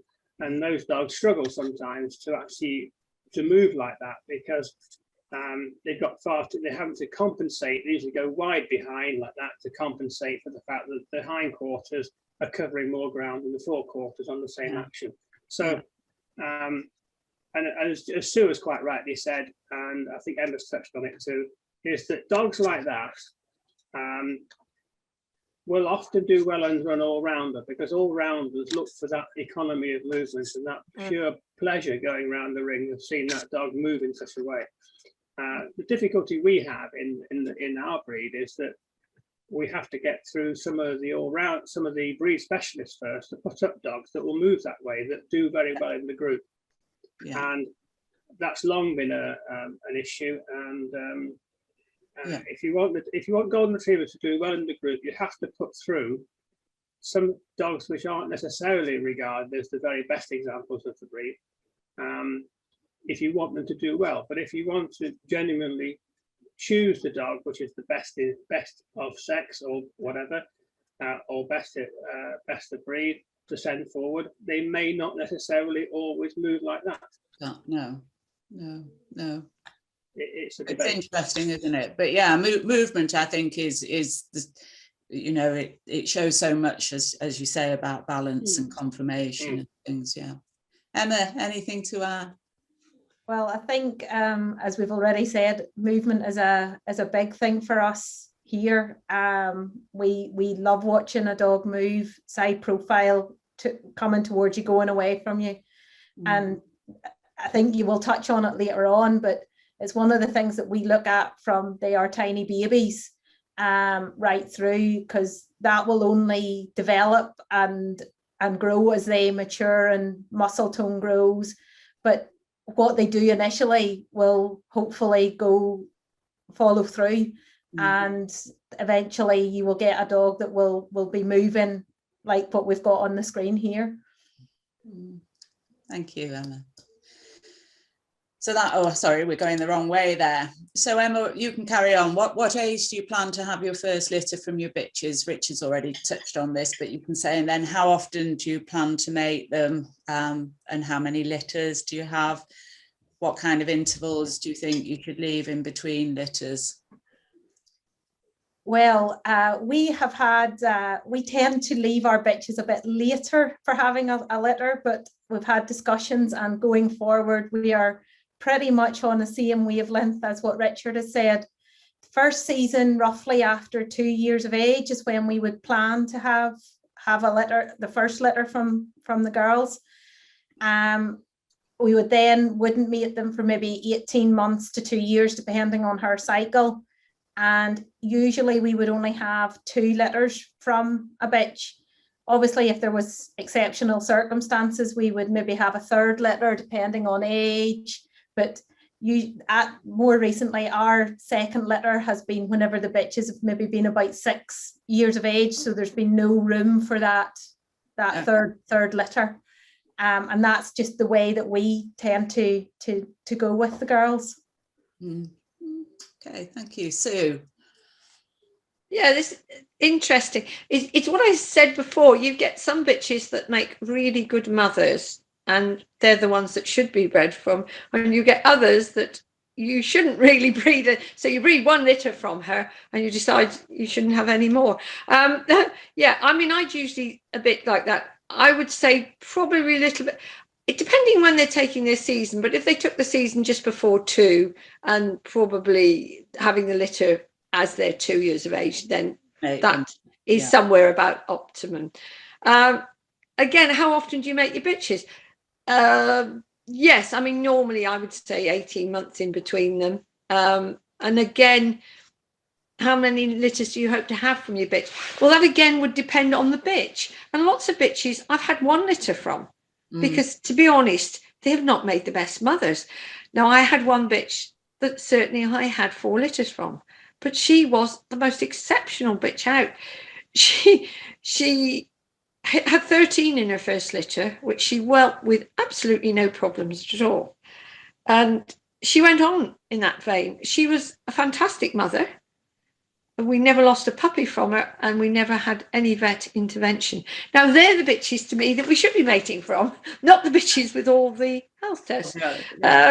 She did have health tests. I mean, don't get me wrong. But I think in that day, I'm going back quite a long time, we didn't have elbows done, but she certainly had eyes and hips. Yeah. So, I mean, but it really depends to me. It depends on that bitch. Yeah. It depends on what your bitch is like. Yeah. And you'd leave about 18 months, you think? Oh yeah, I normally, yes. It depends on. We don't normally sort of mate a bitch. We certainly wouldn't mate her every 6. It would be certainly after 12 months. But you get some bitches that have seasons. You know yourself. Your foundation. Well, the style bitch, wasn't she? Didn't she go every 12 months? Oh yeah. She made the season once every year. Yeah. So I mean, you had to be careful when you mated her, because otherwise you might not see it. And you talk to people these days. Some people I've talked to are not seeing their bitches come into season that often at all. No. I've just gone 12 months with my younger bitch. Oh, that's right. Yes, I think you said that. Yeah. So I think it depends when your bitches have their seasons as to how you plan. Otherwise, yours would be, if you left it as 2 seasons, you'd be 2 years in between, wouldn't you? No, and I mean, I do actually wonder sometimes if you're not better having, the litters when they are younger, maybe leaving a year in between. But it does depend whether you're wanting to show them in between as well. Years ago, often the bigger kennels, they didn't necessarily show the bitches that they were breeding from. Do you know what I mean? They Yes, I do. And to be honest, this is why I like showing dogs, because you can show dogs even when you're mating, but you can't show a bitch, and I won't put a bitch in the ring if she's expecting, even if she's only, we've never, well, only once actually, and that was quite a strange one when I took the bitch. This is Apollo's mother. I took the bitch to the vet the week before she was due to have any puppies, if she was, and the vet said she definitely wasn't having any puppies. So in fact, I took her to the Midland Golden Retriever Club Open show, in which she produced, well, I took her back to the vet the following week and I said, well, she's got a lump. And he said, well, it's a puppy. And you said she wasn't having any. Well, yes. Yeah. He was quite, and he was born, as I say, 8 days after when he, so we got the one puppy. But that's the only time I've really ever taken a bitch to a show, expecting. No, I normally won't take a bitch. I won't show her. If I've mated her, she stays at home. Yeah. So, Richard, you've already touched on this to say that you would aim for 2-ish. Yeah, I mean, Yes. And you it said varies. The answer is it varies, and it varies enormously. And it depends on the bitch, depends on what she's like physically, if she's mature enough. If it's one we want to show, then without a doubt, I mean, I think all three of us and yourself, Penny, would agree that if you give a bitch that looks a bit immature at a litter, it matures her up and it increases her possibilities of doing well in the show ring afterwards. But give you to the answer is we wouldn't. At what age? I think you've asked here. What age you plan to have your first litter? At least not younger than 18 months, and probably up to about 2 years is about the optimum for us. After 3 years, I think it becomes, if you start give a maiden bitch a litter at 3 years or 4 years, or worse still 5 years, and I think it increases the chances of things going wrong. And at the end of the day, it is a natural function for them. It's when they're ready anyway. So 18 months to 2 years is about right. 2 years is probably the norm for us. Yeah. And how often do we mate our bitches?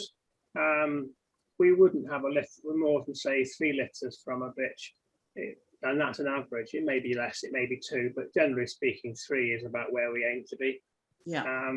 And that's the number of litters. And what interval do we leave? We actually believe in leaving at least a year. Yes. Now, if a bitch came into season every 6 months, then it's quite likely you'd miss one season. And if you wanted to, if you decided it was in her interest and everybody else's interest, and you wanted to go down that route, by all means, we'd mate her on the next season. I mean, it's a perfectly natural thing to do. So, in horses, in dogs, and everything else, in wild wolf packs, that's what would happen. Yeah. And I don't really see any reason why a domesticated golden retriever should be any different. So I think we'll touch a bit later on about preparing a bitch for mating, and that's key to this issue, really. So. Yeah. So, Sue, how much emphasis do you put on your Kennel Club BVA health testing results, and are there any other health problems in the breed that are not tested for that you believe are a problem and needs a bit of care about when choosing combinations?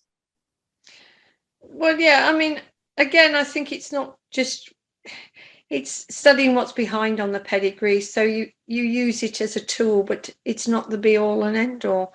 So, yeah, I mean, the health tests are there as a guide.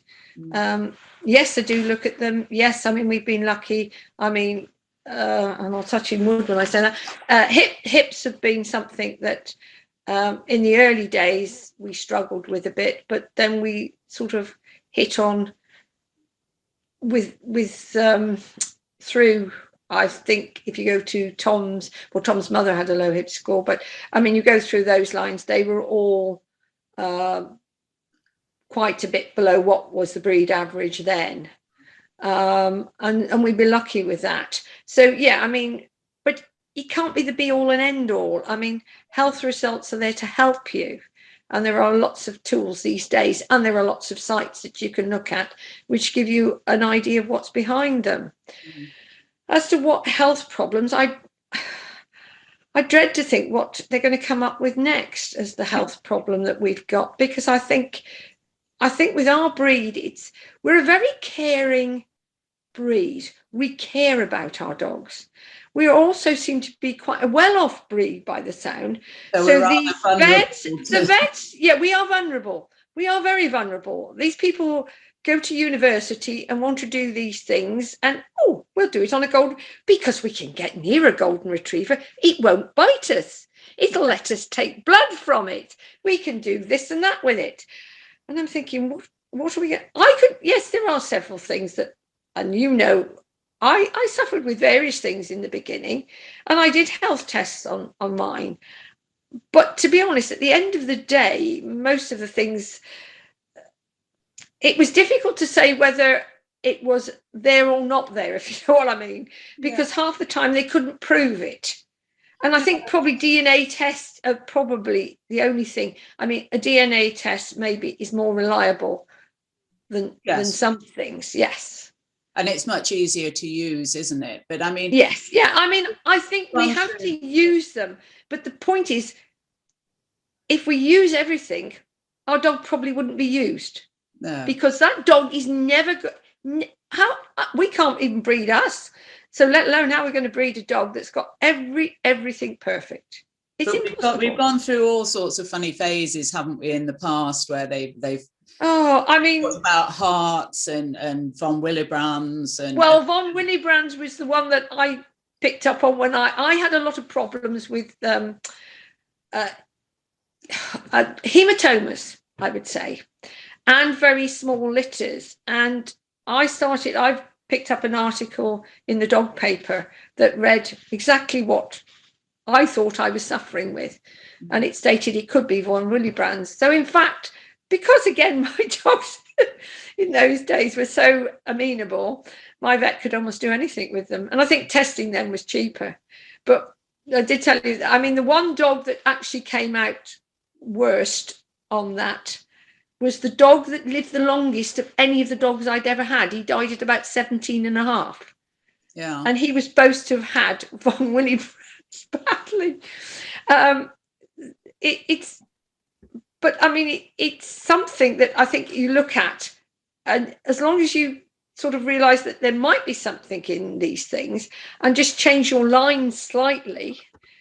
I tried to change them a bit too dramatically and got into even more problems. Yes. But when I went back to what the basics, I got round it. Yes. Yeah. And it is about using them as a tool very much, I think, you know. Yeah. Richard, anything you've already said about the using the Kennel Club test, but is there any other health problems you think are an issue in the breed? Well, there isn't. It's like all these things. I mean, there are issues there, but I don't think that necessarily you certainly can't test for one of them. But I've had a chat to Paula about it because obviously she was key to this discussion really, and I'm only sitting in for her really. But she believes that cancers in general are a bit of an issue in the breed, but we had a discussion about that, and I think it's actually cancers in all dogs of all breeds that is a bit of an issue. And you can debate this till the cows come home for years, and you'll never get to the bottom of it. But I do think that there's probably some environmental issues and dietary reasons why that may or may not be the case. I also think that though you can't test for it as such, at least I don't think you can test under DNA for that. But I do think that there are certain minor things like epilepsy is becoming a little bit of a worry. It comes up spuriously out of nowhere, you know, when you least expect it. It can happen to dogs of generations and generations without any issues. Yeah. And part of the problem with that is that unless you're prepared to test every single dog and every single litter, including those that go to pet homes, you'll never ever get a full and accurate picture of the dogs that you're breeding. No. So I think that they're not major issues, but I think there's something which is a bit of a minor worry. But in essence, we do take consideration of the KCBVA test results. Of course we do. We touched on elbows, although I said we wouldn't breed from a bitch that didn't have a zero elbow score and a breed average or below hip score. That is basically true. But that said, if we had something that was absolutely exceptional, I just want to qualify what I said previously, is that what we would do if we had a 1-0 or even a 1-1, unless it was absolutely amazing in every other respect, I'd be very careful about where I went, but I might consider, and the word might is the key word there. We might consider mating it, but I think it would take a lot of, I would take a lot of persuading to do that, to be honest with you. But quite interested, Richard, about what you said about cancer, because a while ago I was looking at some statistics on a medical website, and I think on Cancer UK it said over your lifetime, 50% of human beings will have some kind of cancer or another. And then when you look at the incidence of cancer in dogs, it's actually lower than would occur in humans. Now, whether that's just because the diagnostics are better in humans or what, I don't know, but I think we have to accept that it's there as part of life. And as more and more scientific evidence comes forward, then they do realise about things like the genetic genes that might make you more susceptible, to certain kinds of cancers, and also some of the environmental things, the viruses and things that are responsible for cancers, so it's very interesting, isn't it? Yeah. It is interesting, but I don't think in my lifetime, or what's left of it, I don't think you'll find that there'll be any sort of progress in that department. So all I'm saying is we do the very best we can. We take it seriously, the BVA, the three principal BVA KC tests, eyes, hips, elbows. We take it very, very seriously indeed. We always have. I was there at the beginning when we had talks from University and Animal Health Trust lecturers about something called hip scoring that we never knew anything about. And I was there at the beginning, and ever since then we've always gone along that route, and we spent a fortune, as Sue said, an absolute fortune doing all this thing. Okay, it's likely that we've come down a little bit, but in reality, I'm not sure whether it's been good value for money coming down 3 or 4 points from where we started from. I really don't know. Yeah. Emma, are there any additional health problems that you worry about when you're planning matings? Well, I think Richard actually, I've probably seen me smile whenever Richard said a couple of things. Cancers is obviously something that we're all aware of as far as the breed is concerned. And although never experienced it, epilepsy is something, as Richard says, can rear its ugly head at times, and something that we have to be mindful of. And if aware of it, maybe do the research that we're all talking about and see where it's maybe appearing. Yeah, absolutely.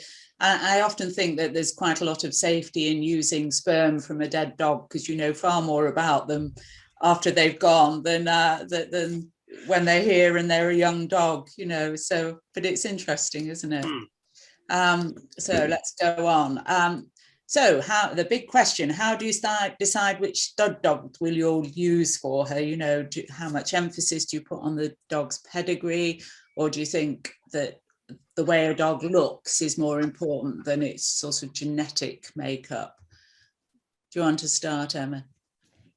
Well, we've touched on this as well. I think it's the whole dog you have to look at. You can't take genes, can't take looks. It has to be a combination of absolutely everything whenever it comes to picking a stud dog. And temperament again, right up there at the top as far as us whenever we're choosing the stud dog. And what we look at is our own bitches and see what we want to improve. See what dog is out there that could potentially work well with our bitches, and that goes back looking through the pedigrees, and that's somewhere where Rachel Rains really taught me. Was sitting at the kitchen table with Rachel and going through pedigrees and looking at what worked and what didn't work through her experience and learning from that. And that's where I've been very fortunate that I've had Rachel and Sue to help and guide us through some of our meetings.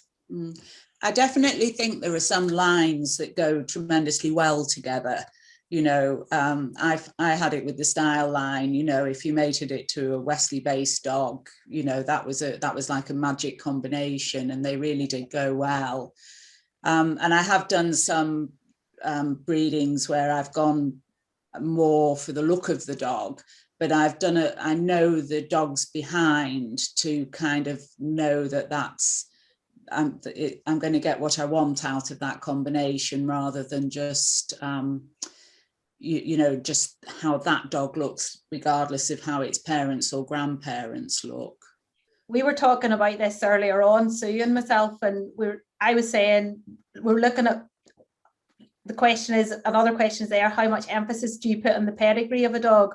Yeah. We tend to look at that quite a lot, and our last litter will tie back in with Chardonnay talk of the town. Yeah. So it comes in on both lines. So yes, we would tend to look at the pedigree of the dog. Yes, the genes, and yes, how he looks, and is he going to bring to our bitches what we would like, so that we can improve what we already have. Mm-hmm. But keep the essence of the movement, the top lines, and the balance. Mm-hmm. Mm-hmm. Yeah, thank you, Emma. Richard. Yeah, I mean, I'll echo what Emma's just said, really, but I'll be even more sort of brutal on ourselves. We look at the bitch we want to mate, and we look at that bitch, and we decide the bits we don't like or what we'd like to improve on. We look for her faults. We're self-assessing.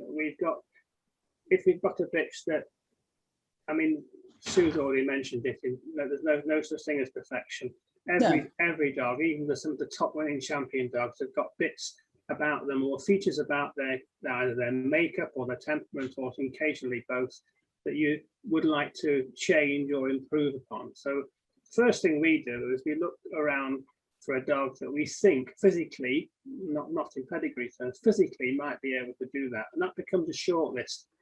And then Paula's mostly responsible for these assistants these days, but what then happens is, if you've got a line bred dog that's on your list, you'll look to see what they've been mated to see whether similar lines like you did with your style bitch. I mean, your style bitch was almost certainly line bred anyway. Yes. Probably through Suzilla, I guess, or something like that. Yeah. So what I'm saying is that, and we're going to touch on this a little bit later on, dogs which are line bred are used to be very predictable to what would they produce, the different bitch lines, and therefore you could be fairly certain about that. But nowadays, what we tend to do is we look for the more physical aspects of that dog. If he's got progeny, if he's got progeny in the ring, or his progeny available to look at, then that makes life a lot easier, because you've got some idea of what he's capable of producing. And at the end of the day, if you wanted, just take something very simple, if you wanted more angulation or better upper arm, there's certain dogs you're going to mile from, because you know very well that that's their weakness as well. If you want better upper arm, but you want to maintain something else, then certain dogs on your short list might suit better. And you'd make the approach then to the stud dog owner and discuss it with them. And then you'd look into the pedigree. And if you've got an in-depth knowledge of that pedigree, and unfortunately the novice breeder today, or somebody embarking on that today, who is not a regular attender at shows in particular, and trials to a lesser extent in the working side, they will not have the benefit of that experience. And they will not be able to then make a considered informed judgment about what the likely outcome of that certain mating is likely to be. But it's like all these things, it's a game of chance. The title of this forum is The Art of Breeding. It's actually a game of chance. And you can do all the sort of plans in your life. You can have the best champion bitch you've got in the world, and you can make it to the top winning stud dog, or the dog which is the flavour of the month, and you might have the most awful litter of golden retrievers. And you've just summed that up, Richard, by saying you mated to the recent top winning dog, and you're unlikely to actually be improving matters if that's your decision tool. Yes, exactly. If that's your only decision you're going to make, or the only decision tool you're considering, you're on a road to disaster, because it's highly likely you're not going to achieve what you want to achieve. No. The clever breeder will look around for dogs which are physically made how what he's looking for or she's looking for to improve that bitch at home. And very often those are dogs which are either just starting out on their career, haven't won very much at all, and sometimes they just dogs which have got a really nice pedigree behind them, and you think, well, that might work quite well, so I would do that. I think there's also, certainly in Labradors, there's a tendency to use only field trial champion stock for working lines, and really that's a bit silly because there's some really good dogs. It just so happens that they've been exposed to a process by which an accolade has been attached to their name, and that doesn't make them any better a stud dog or a worse a stud dog or more suitable or less suitable for the bitch you've got in mind. And what you've got for one bitch may not necessarily suit the next bitch you've got. It is very interesting, isn't it? I also am of the mind of looking for a dog that's not going to spoil my positive things that I've got in my bitches. And that's kind of another kind of angle from looking at what you need to improve as well. It's also what you need to preserve, isn't it? And how you keep the type and things that you like. Yeah, I think the biggest problem that the novice breeder has, I'll say it again, is not having any in-depth knowledge of the dogs behind the pedigree of the dog you're considering. And if you do have a great deal of knowledge about, and you've seen these dogs yourself, I mean, going back when you and I started penning, really, I suppose, but we were exposed to looking at dogs, so we could see in an average championship show, we could see dogs 3 and 4 generations back, because those older dogs were then being shown in veteran classes and open classes, and you had the knowledge of looking at those dogs, of meeting those dogs, seeing what they're like temperamentally as well, very often. Absolutely. And you were fired up with a lot of knowledge that was much more predictable than you are today. Yeah, thank you, Richard. Sue, anything to add? Well, not a lot. I'm just going to say, I mean, when deciding, I mean, don't be kennel blind as to what is wrong with your bitch. So try and decide what you want to improve on. Now, my last litter, I suppose I felt more length of leg, and slightly stronger hindquarters, I suppose, although she's very good, but I just wanted a bit more substance, I think, there. And I mean, this is a bitch that's won a CC, so I mean, she's not, she's a good type, but as I say, I still was looking for something else. And yeah, I mean, I would look at pedigrees first, I mean, try and decide what went better. But I think, yeah, I mean, I have followed a type, and I do think there are 3 dogs in what I've used, stud dogs I've used, that have been of a similar type. They have similarities in their pedigree, or similar lines in their pedigree, which has helped me get where I've got today. But it is the knowledge of these pedigrees, the knowledge of the dogs that's behind, which is very hard to do when you first start out. Yeah, I always say to people, the pedigree isn't just a list of names, they're living, breathing, moving, animals, and you have to have that knowledge when you are looking at pedigree. So yeah, it's interesting, isn't it? So do you use coefficient of inbreeding or estimated breeding values to influence your breeding decisions, Sue? Yes and no. I mean, again, it's a tool, and it was quite interesting because, funny enough, when you brought this up, I started looking at quite a few of the sort of influence. And to be honest, I think as I've gone on, my coefficients have got higher rather than lower, and probably like you've got there, which is the estimated breeding values, have actually got better. Yeah. Even though I probably am line breeding closer now than I ever did when I first started. I always remember Meryl saying you should line breed, and then the next time you should go out and outcross. Well, it does work, but on the whole, I've had more problems when I've outcrossed a long way away from my pedigree than I've sort of line bred. I've had better results. Yeah. Okay. Okay, Emma, do you use either of these as a tool? I would say we look at them, Penny. We would probably look at the breeding values for the hip and the elbow more than the coefficient. We would be in a similar position to Sue, that ours would be relatively high in comparison to what the breed average at the minute, sitting about 7.4, 0.5 on the Kennel Club website. But obviously it's a bit higher if you look at Eileen's website. It's just, as I say, we were all said, it's a tool to use. It's there to gather information. But is it something that we would use to make our decision on whether or not we went ahead with a particular mating or not? No, it'll not make the definitive decision on it for us. No, breeding isn't this kind of academic thing. You can't do it on paper, can you? It has to be not a numbers game. Yeah, Richard. Exactly the same as Emma in particular. We look at it as a tool. We look at it as information gathering. We wouldn't ignore information that was extreme or high risk. Yeah. At the same time, we wouldn't be going only to a dog because it had a low risk or an inbreeding coefficient. So we would use it as a tool, and that's all we would do.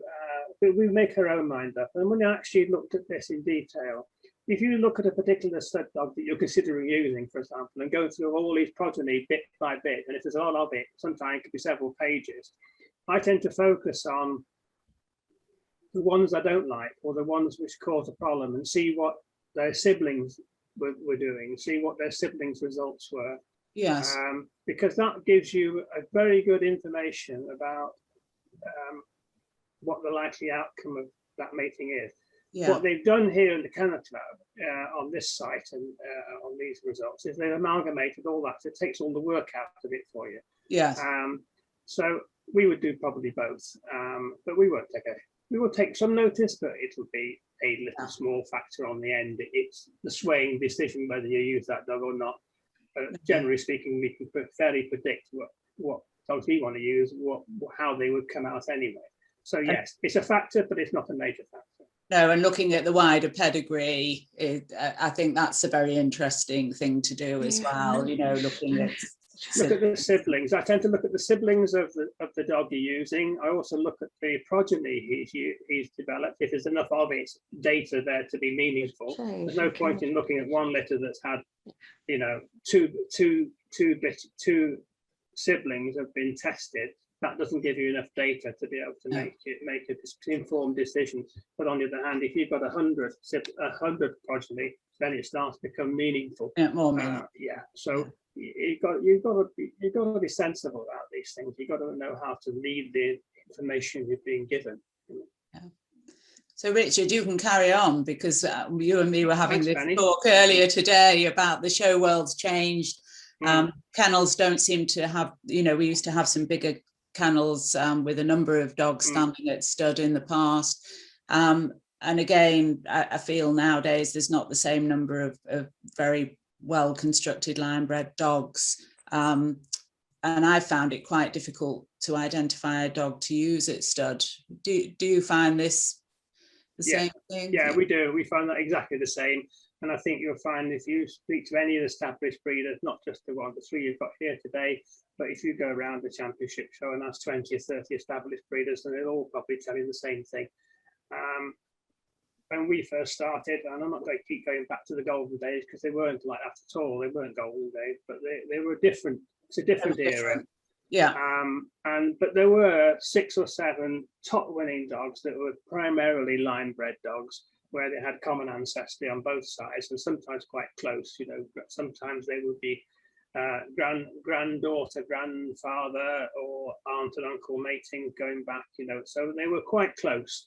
But what they gave you was, you could say with reasonable certainty the sort of dog you would produce if you took, for example, a Sansu bred bitch and you put it to a a Camrose bred dog of that type, Christopher, for example, or you could take a Tarquin, one of these sort of dogs have passed, you could be fairly sure what you were going to produce. Nowadays, that isn't the case. And I think line breeding has got a little bit of sorry, Sue, but line breeding has got a little bit of a bad press, really. And I don't necessarily think it's all justified, because line breeding can be very useful to stamp in type. But I do think that to do line breeding, you've got to know exactly what you're playing with. And I think people who attempt to line breed without having an in-depth knowledge of what goes behind and what you're likely to do, I think it's a very, very dangerous game. But the world has moved on, and it's becoming very difficult to find dogs which are line bred to use. And I think what you see today is the product of that.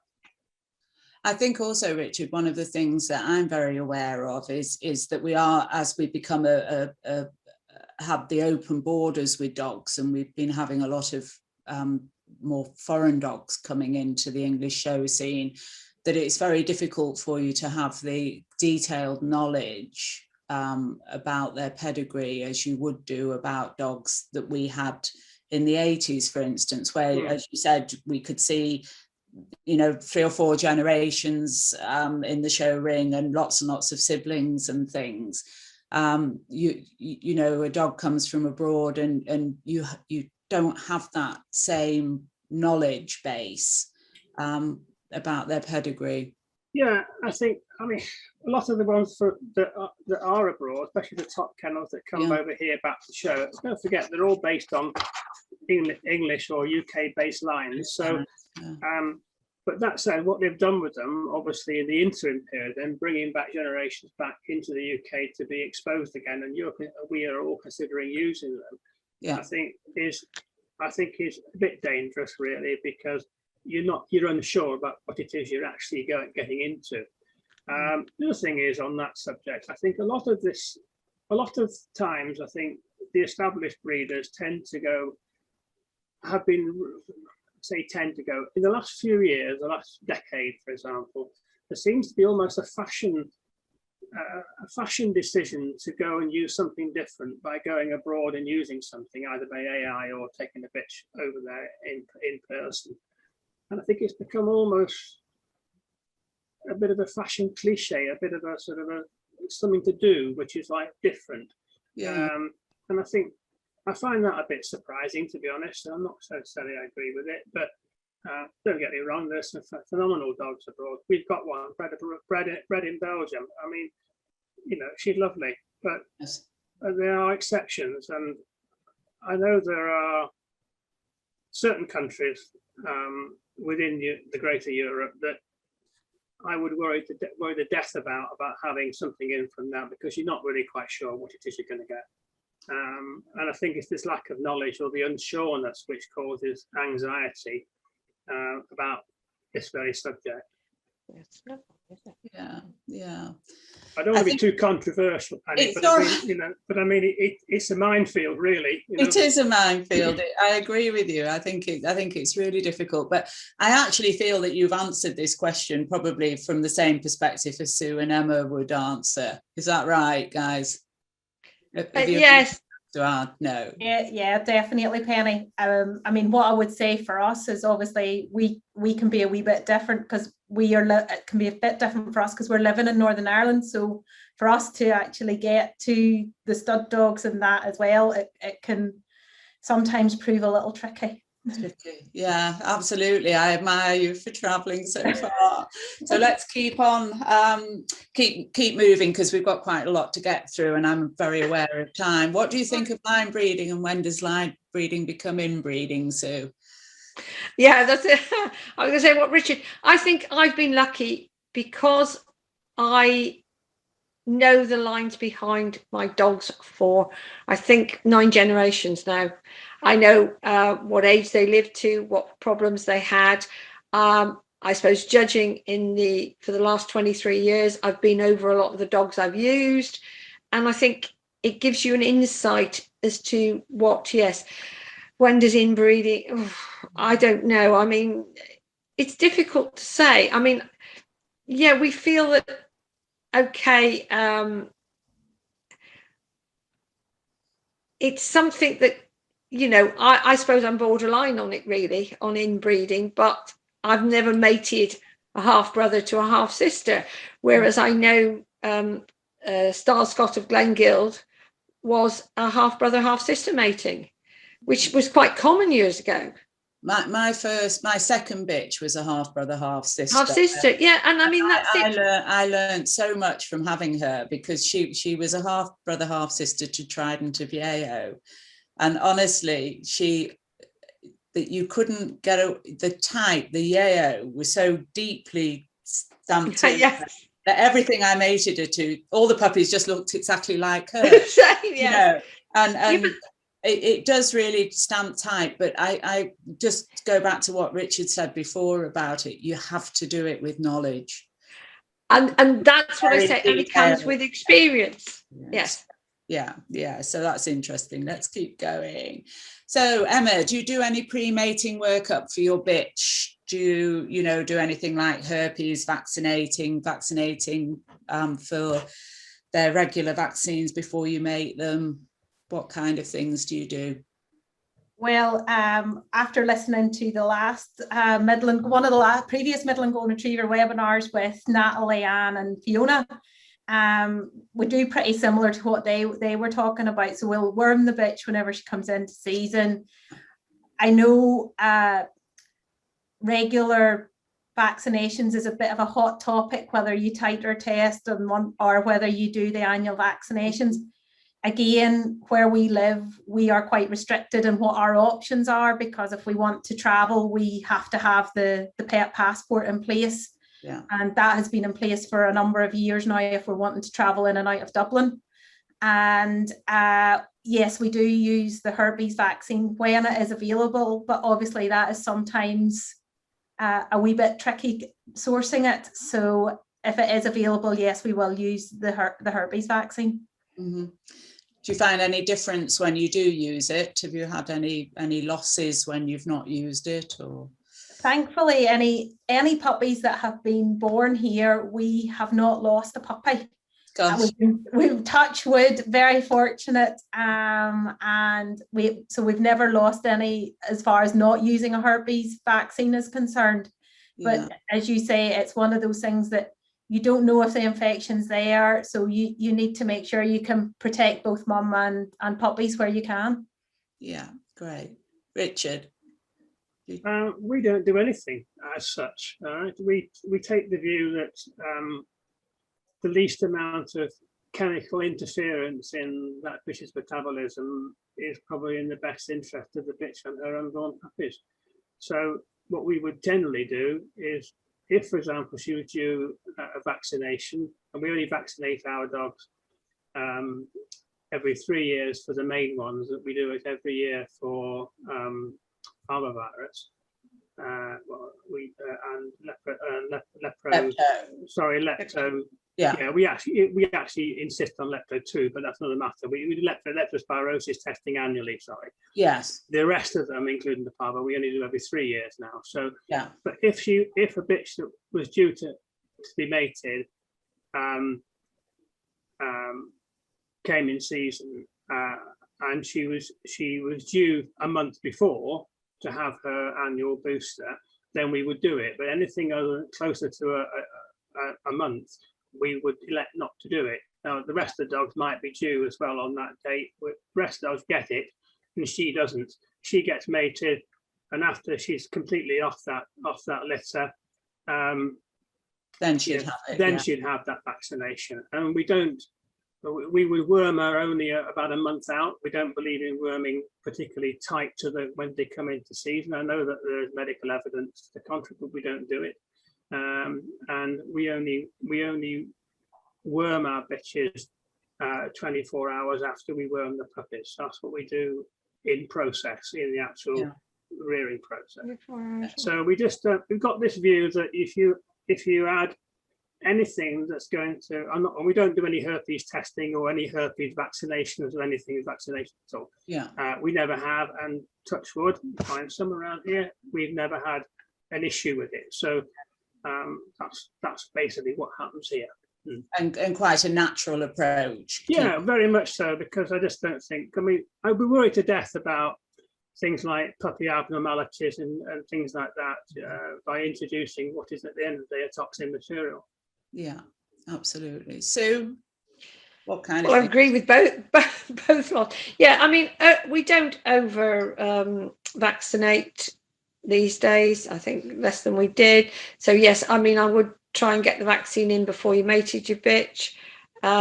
Worming, I don't do worming throughout. A lot of people do worm the bitches throughout pregnancy. We don't do that. Herpes, we have had a couple of times we've used the herpes vaccination, but actually either the bitch has never conceived, or actually we did have problems with even when we used the herpes vaccination. So I've never found it helpful. Yeah. Okay, interesting. And how do you know when you're going to mate your bitch? Do you do any blood testing or anything, Richard? Yeah, mostly we do. Sometimes we don't. It all depends. Yeah. Depends on the bitch, but generally speaking, we do now.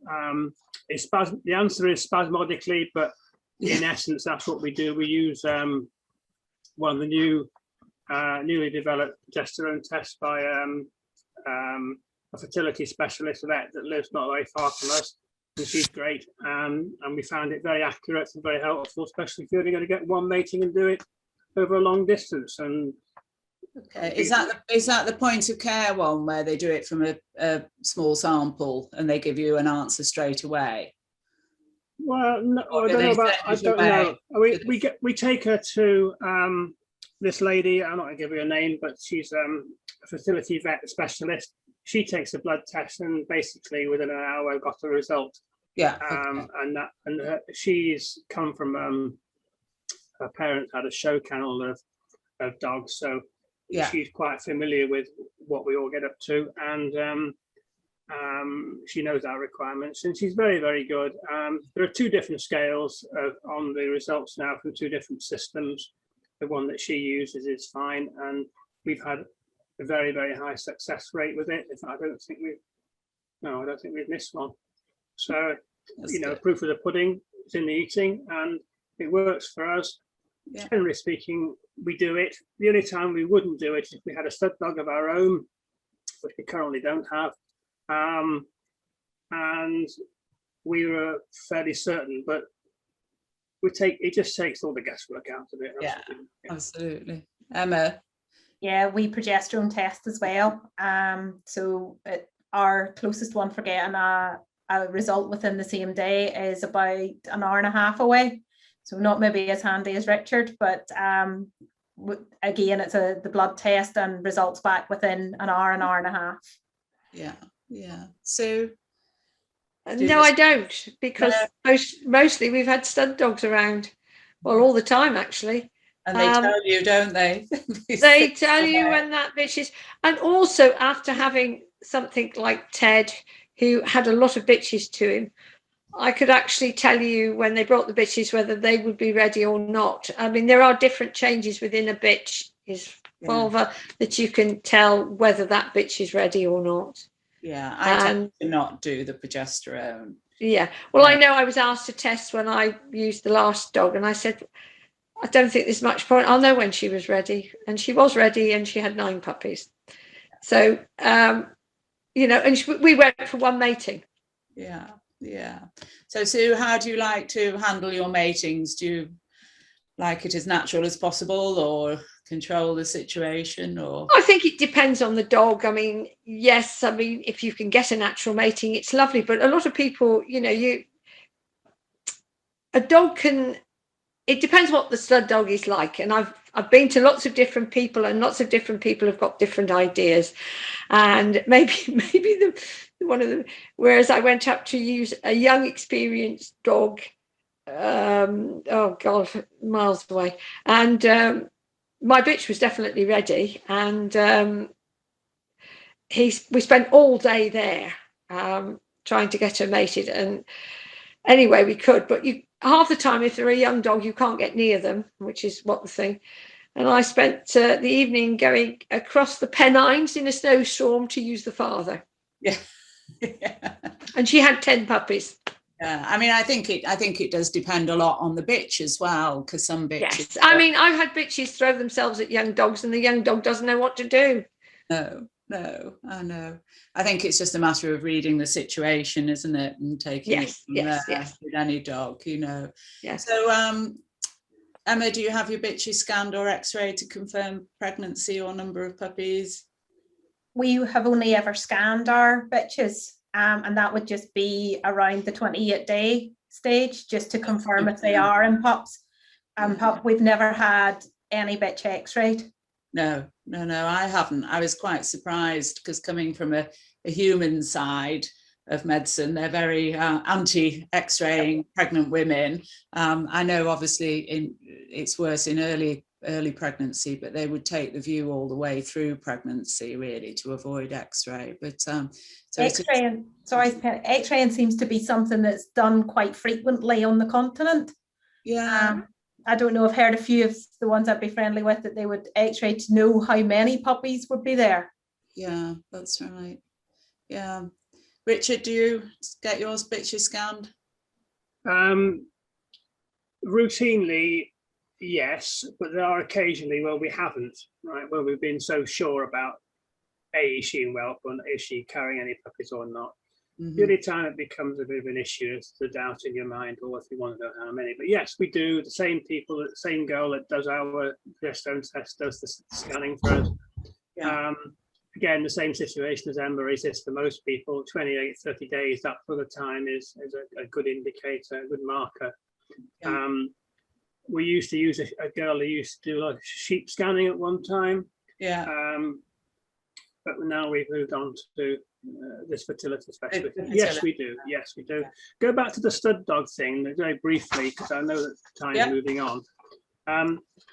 Do we have a control situation, or do we just, and this is bearing in mind that we don't currently have a stud dog, is that we have had at one time 3 dogs working here. One particular, the Quentin, was very much a popular dog.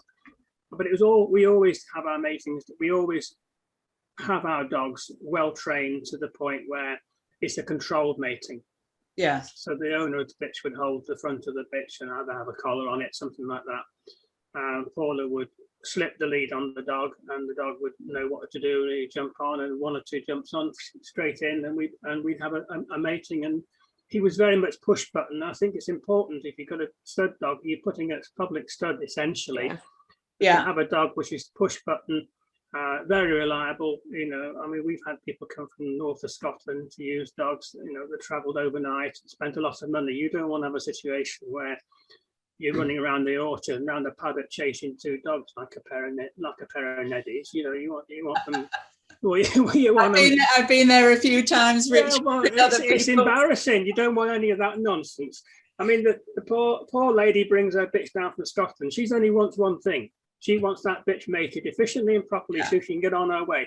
And that's what we aim to do. And I think these people who let dogs run around in the woods or in the paddock or whatever else and hope that nature gets on with it, I think it's a bit mad, to be honest with you. And I think one of the things, Richard, is to do it right from the beginning. Don't let your dog mate naturally right from the beginning. He has to learn that you're there. And that you're going to be a part of it. Yeah, absolutely, Penny. And I mean, I had a very good teacher in Val Birkin. She was one of the best stud dog handlers I've ever seen. And she taught me how to do it. I handled a few dogs for other people in different breeds as well at stud. I taught Margaret, she'll tell you, I taught Margaret Joy, basically the finer points of it. There's a technique to it. And I think you're quite right. If you have a stud dog, you insist from the day he has his first bitch come to him that this is the way it's going to be, boy, and it's on my terms, and you'll do that, and they'll accept it in the end because they get so frustrated about the whole job. They just get on with it. And, you just need to be very patient. Of course, you need patience. You need time. You need to be calm as well, and you don't need to be excitable or get yourself in a rip. That's no good. Once you've done it once or twice like that, he'll trust you. He'll trust you to the end of the world that what's going to happen is fine, and he'll come along with the idea. And then you've got a reliable dog, which is push button, which is what really I think is the best way.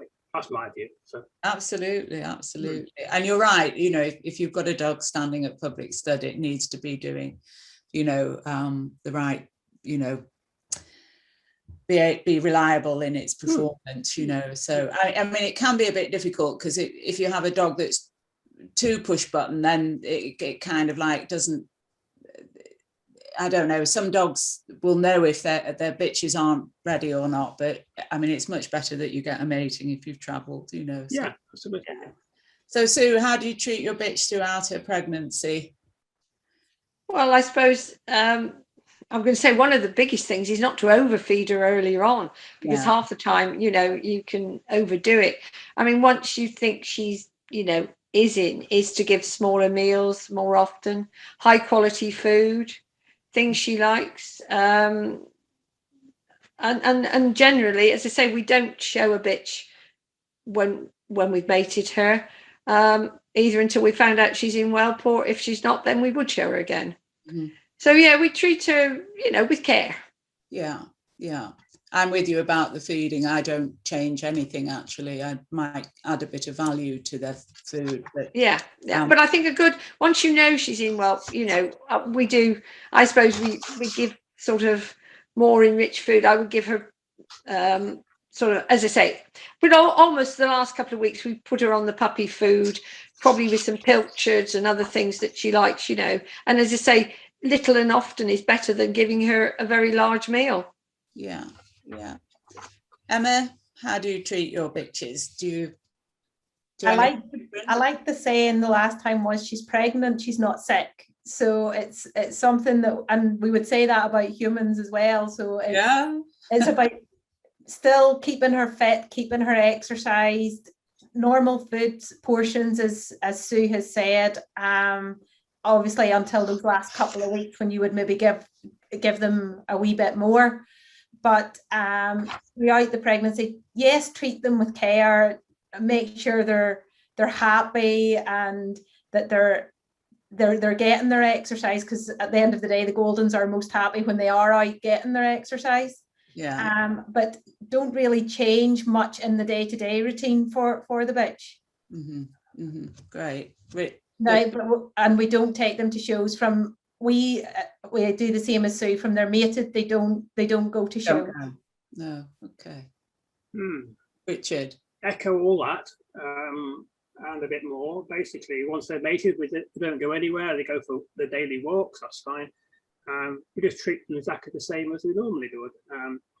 We always fed a high quality food anyway, but we don't increase the portion sizes until the last 10 days. And then what we tend to do is split 2 meals. We feed our dog twice a day.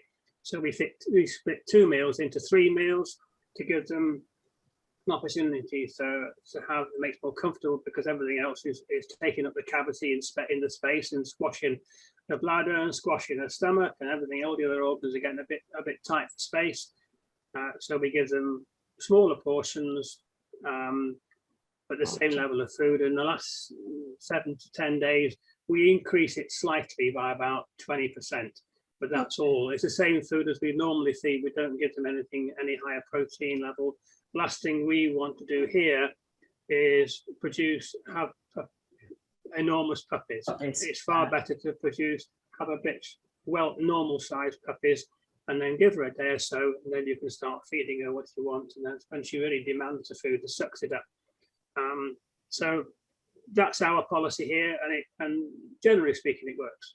Yeah, I agree with you about about feeding sensibly, because you know, you do see puppies that are enormous and they're going to get stuck, can't they, and cause problems. So managing the whelping, Emma, how do you manage your whelpings? Well, that is everybody, all hands on deck usually, as far as it's concerned, but keeping the bitch as calm as possible, letting her know that we're there. The ours tend to like you to be there with them and become exceptionally clingy in the last 24, 48 hours. And it's just plenty of heat, plenty of drinks in between times, making sure that the bitch is comfortable, and that is really what we do here. Yeah, okay. Yeah. Richard? Pretty much the same. we install our bitch we've got a quiet room, like a whelping room, puppy room. No other dogs allowed in there. It's in the corner of the house, which is quiet. I think that's quite important. We take the lighting down a little bit. We improve the heat, especially at night when the heating goes off on the boiler. So we keep it nice and warm during the whelping process. Of course, the two of us are on standby, that's fine. What we also do is to check a couple of days before to see what out of hours arrangements the vets have got, just in case we need it. So preparation is key. And then we have lots of kitchen roll and lots of wipes and bags for waste and spare vet beds, incontinence, the sheets we use underneath our vet beds rather than, we do use newspaper, but we use incontinence sheets as well because it makes the process quicker and cleaner. And we just make sure she's happy, and that's what we do. Yeah. Sue? Well, very similar to what everybody else is saying. I mean, the one thing a golden wants you is to be around when she's having her pups. They are very much, they like you to be there. They like to know you're around. Yeah. And really, I mean, yeah, again, make sure you know where your vet is. I mean, I must admit, I realised that the last litter I had, the bitch wasn't right. And I did try and go for an elective cesarean, which I've never done before, but I knew this bitch was not. And eventually we ended up with a cesarean, and she had 7 in one horn and 2 in the other. Oh, right. Yeah. So we would have, you know, without a cesarean, there was no way. The one side had completely collapsed, they said. So yeah, it was quite interesting that. But as I say, it's making sure you've got everything in place, really. Yeah. I always have a torch, and I let my bitches be as active as they want to be, you know, so if they want to go out and have a dig, I think that's really important to maintain their kind of metabolism, you know, the calcium and things. We got quite a few trees in the time. Yeah. Holes in the garden going to Australia. Yeah, absolutely. Yeah. Okay, guys. And how do you look after your bitch after she's had puppies, Richard? Well, we actually during the birthing process, we actually allow them to eat pretty much as many afterbirths as they're comfortable with. It's a massive lift for them. You know, we wouldn't let them eat 10 or 12, but I mean, you know, 6 or 8 is fine. It's a very high protein product. It keeps them going. And for the first 6 to 8 hours, 10 hours, that will sustain them. That's what we normally find. And after that, we give them a light food of chicken for a day or so, chicken and some rice, whatever like that. Something light, but enough of it to make sure that they're happy. And then we just start them on their ordinary food again. The one thing we do like them to have is plenty of water, because it's thirsty work making milk. And so we make sure that this bitch in particular has plenty of water. Interesting, look at those pig rails. This is a whelping box made out of 1.2 meters square, so it's got plenty of room for her to move about and shuffle about if she wants to make herself comfortable. Yeah. So that's what we do, and then we don't overfeed her. But then what happens is that's around about 10 days. Then maybe a bit before that, maybe 5 to 7 days. We radically start increasing the quantity of the food she's eating, and split her meals into 4 a day. Yeah. She'll be absolutely ravenous. I mean, she'll eat everything you put in front of her and a lot more. And doesn't matter how much you put in front of these bitches, they just seem to gobble it all up. The more you shovel into her within reason, the better the puppies will be. And there have been occasionally, well, we had a litter of 12 once from our Belgian import. And she was going through 4 times 400% what her normal dietary intake would be. So that's quite interesting. And then you've got the dilemma then, as when you want to start eventually weaning them off completely, then you've got the opposite reaction. You've got to try to be really hard on yourself and reduce it radically to dry the milk up without necessarily being cruel. So everything's a gradual process. And you said you feed the ordinary food, their ordinary food. Yes, we feed a very high quality food, it has to be said. And we just feed ordinary food. We don't give them any additional protein supplements or anything like that.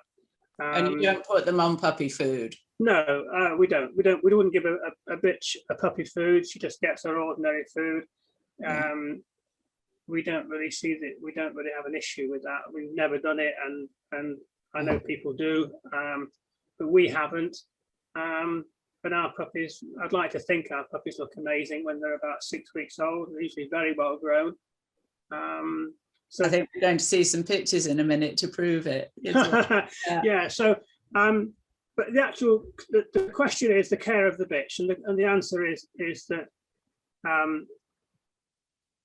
we make sure that she's got the very best of food and plenty of water. She gets taken out frequently, and then we find that around about 4 or 5 days they're prepared to come out. The first 2 or 3 days we've almost got to put our bitches on the lead to get them out of the whelping box. They just don't want to leave, right? And in that respect, they are different to the Labrador, because the Labrador is much more amenable to come out. They're really not quite so full on. But we find golden retrievers very, very maternal, to the point of obsession, really. And at about a week or so old, they'll come and sit in the kitchen with us for half an hour, but then they keep asking to go back. Oh no, I mustn't leave my babies. I've got to go back. So that's a gradual thing during the course of that time. The food thing is the big one. First couple of days, go gentle on it. And you probably find she'll end up producing all green stuff and muck anyway. Pooing out the back end, all the afterbirths will come out black, not very pleasant, but then you've got to get through that. And when you finally give her ordinary food, it should stabilize. And then I say the issue you always have is this dilemma of how to wean her off, get her reducing her feed to try to reduce the amount of milk she's producing, and can try to control any massive amount of over milk production in her teats, because that's the last thing you want. So generally speaking, we're quite successful at that. When I start to wean and I'm wanting to cut back on the bitch, I always would feed the puppies first before I would let her then feed them, on the theory that the puppies will be a bit fuller and might not be as so vigorous in their action of feeding. And maybe not suckle for as long, but that's true. But then we come on to how do you look after your puppies a bit later on in the next question or two. So, but the question really is how do you look after your bitch? Well, that's how we do it. But I mean, we have this policy whereby we tend to start weaning ours at about 2 1/4, 2.5 weeks, which is we wean quite early. We start it on little bits of food. So by the time they're 5.5, 6 weeks, they're fully weaned and the bitch isn't with them anymore. And we find that works really well. And it may be a bit harsh in some people's case, but it's better for the bitch and it's better for the puppies. And what we tend to do. I find it interesting what you're saying about not giving puppy food, because I don't give puppy food either. And I think that the diet of the bitch is absolutely crucial in preventing mastitis. I think if you feed very rich food and you get very thick, creamy milk, you're more likely to get a mastitis than if you try and keep them on their, regular diet, but sort of, a good quality diet. Well, it's many, many, many years, and probably 25 litres ago, we last had mastitis. So we don't normally have an issue with mastitis and things like that. And we've never fed a higher protein food than we regard as necessary. We don't, I mean, the one we do now, the one that the dogs are on generally is about 21%. And that's just middle of the road. And, you could feed 28 or 30% puppy food. I don't really see the need for it, to be honest with you. No. Sue, what do you do with your bitches? Well, we're going to say, I think Richard's covered most of it, really. I mean, apart from the fact that we have given them puppy food, or the bitch puppy food, in the last few weeks, we don't normally give it to her afterwards. We normally, a bit like he's saying, chicken and rice, give her pilchards and that sort of thing, and then literally put her back onto her own food. And plenty of fluids. I think that's, you know, making sure that she has got fluid, making sure she is drinking. You know, because I think that is one of the things. I mean, if you can get your bitch to drink well, then that helps tremendously. Yeah, and I've never, mastitis hasn't been a problem. I think we've had it in all the years. I've had it once, and it was very minor. And weaning the puppies, a bit like you. Yes, I'd feed the puppies first, and then, you know, hopefully they wouldn't take so much out of the bitch. Okay. Normally I wean between 3 and 4 weeks. Yeah, it is interesting, isn't it? But if I'm going to give a dry food as well, I would always soak it for my bitch. Oh yes, all our food is soaked. Yes. Yeah, so that she's then not using some of the fluid that she's using to rehydrate the food. Yeah. But I must admit, we soak all our food all the time. Yeah. Can I just jump in there, Penny? That picture you've got there is a fairly recent litter. And what I've done there is that those puppies are 1 day old, right? So they're quite big born anyway. Yeah. So, I was going to say they are big born. Yeah, they're 1 day old. And what we do there is because she won't leave those puppies, they get so fastidious about it, we tend to give them water frequently whenever we go into the room and everything. Make sure she drinks all the time, as you said, because dehydration is a real problem. If especially in the early days. Eventually, after a few days, she'll get up out of the box and take herself a drink, but we have to bring the drink to her. You know, a bit like me, really. I have to have drink brought to me as well. So. Is that when you have puppies, or just? Yes. No.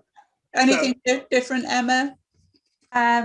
Pretty similar to the way that Sue and Richard deal with the puppies, but we do feed with puppy food, and we would give our bitches 4 small meals throughout the day. And we would actually, I think we all do, we all sleep with the pups whenever they're born initially, just to make sure that everything's okay. Yeah. And just water on tap, and potentially some goat's milk or that mixed in along with it, just to make sure she is drinking plenty. Yeah, to encourage her. Yeah, great. Okay. So how do you look after your puppies? Rich has already started by saying that you start to wean at about 2.5 weeks. Yeah. Who are you asking? Richard, you. Oh, sorry.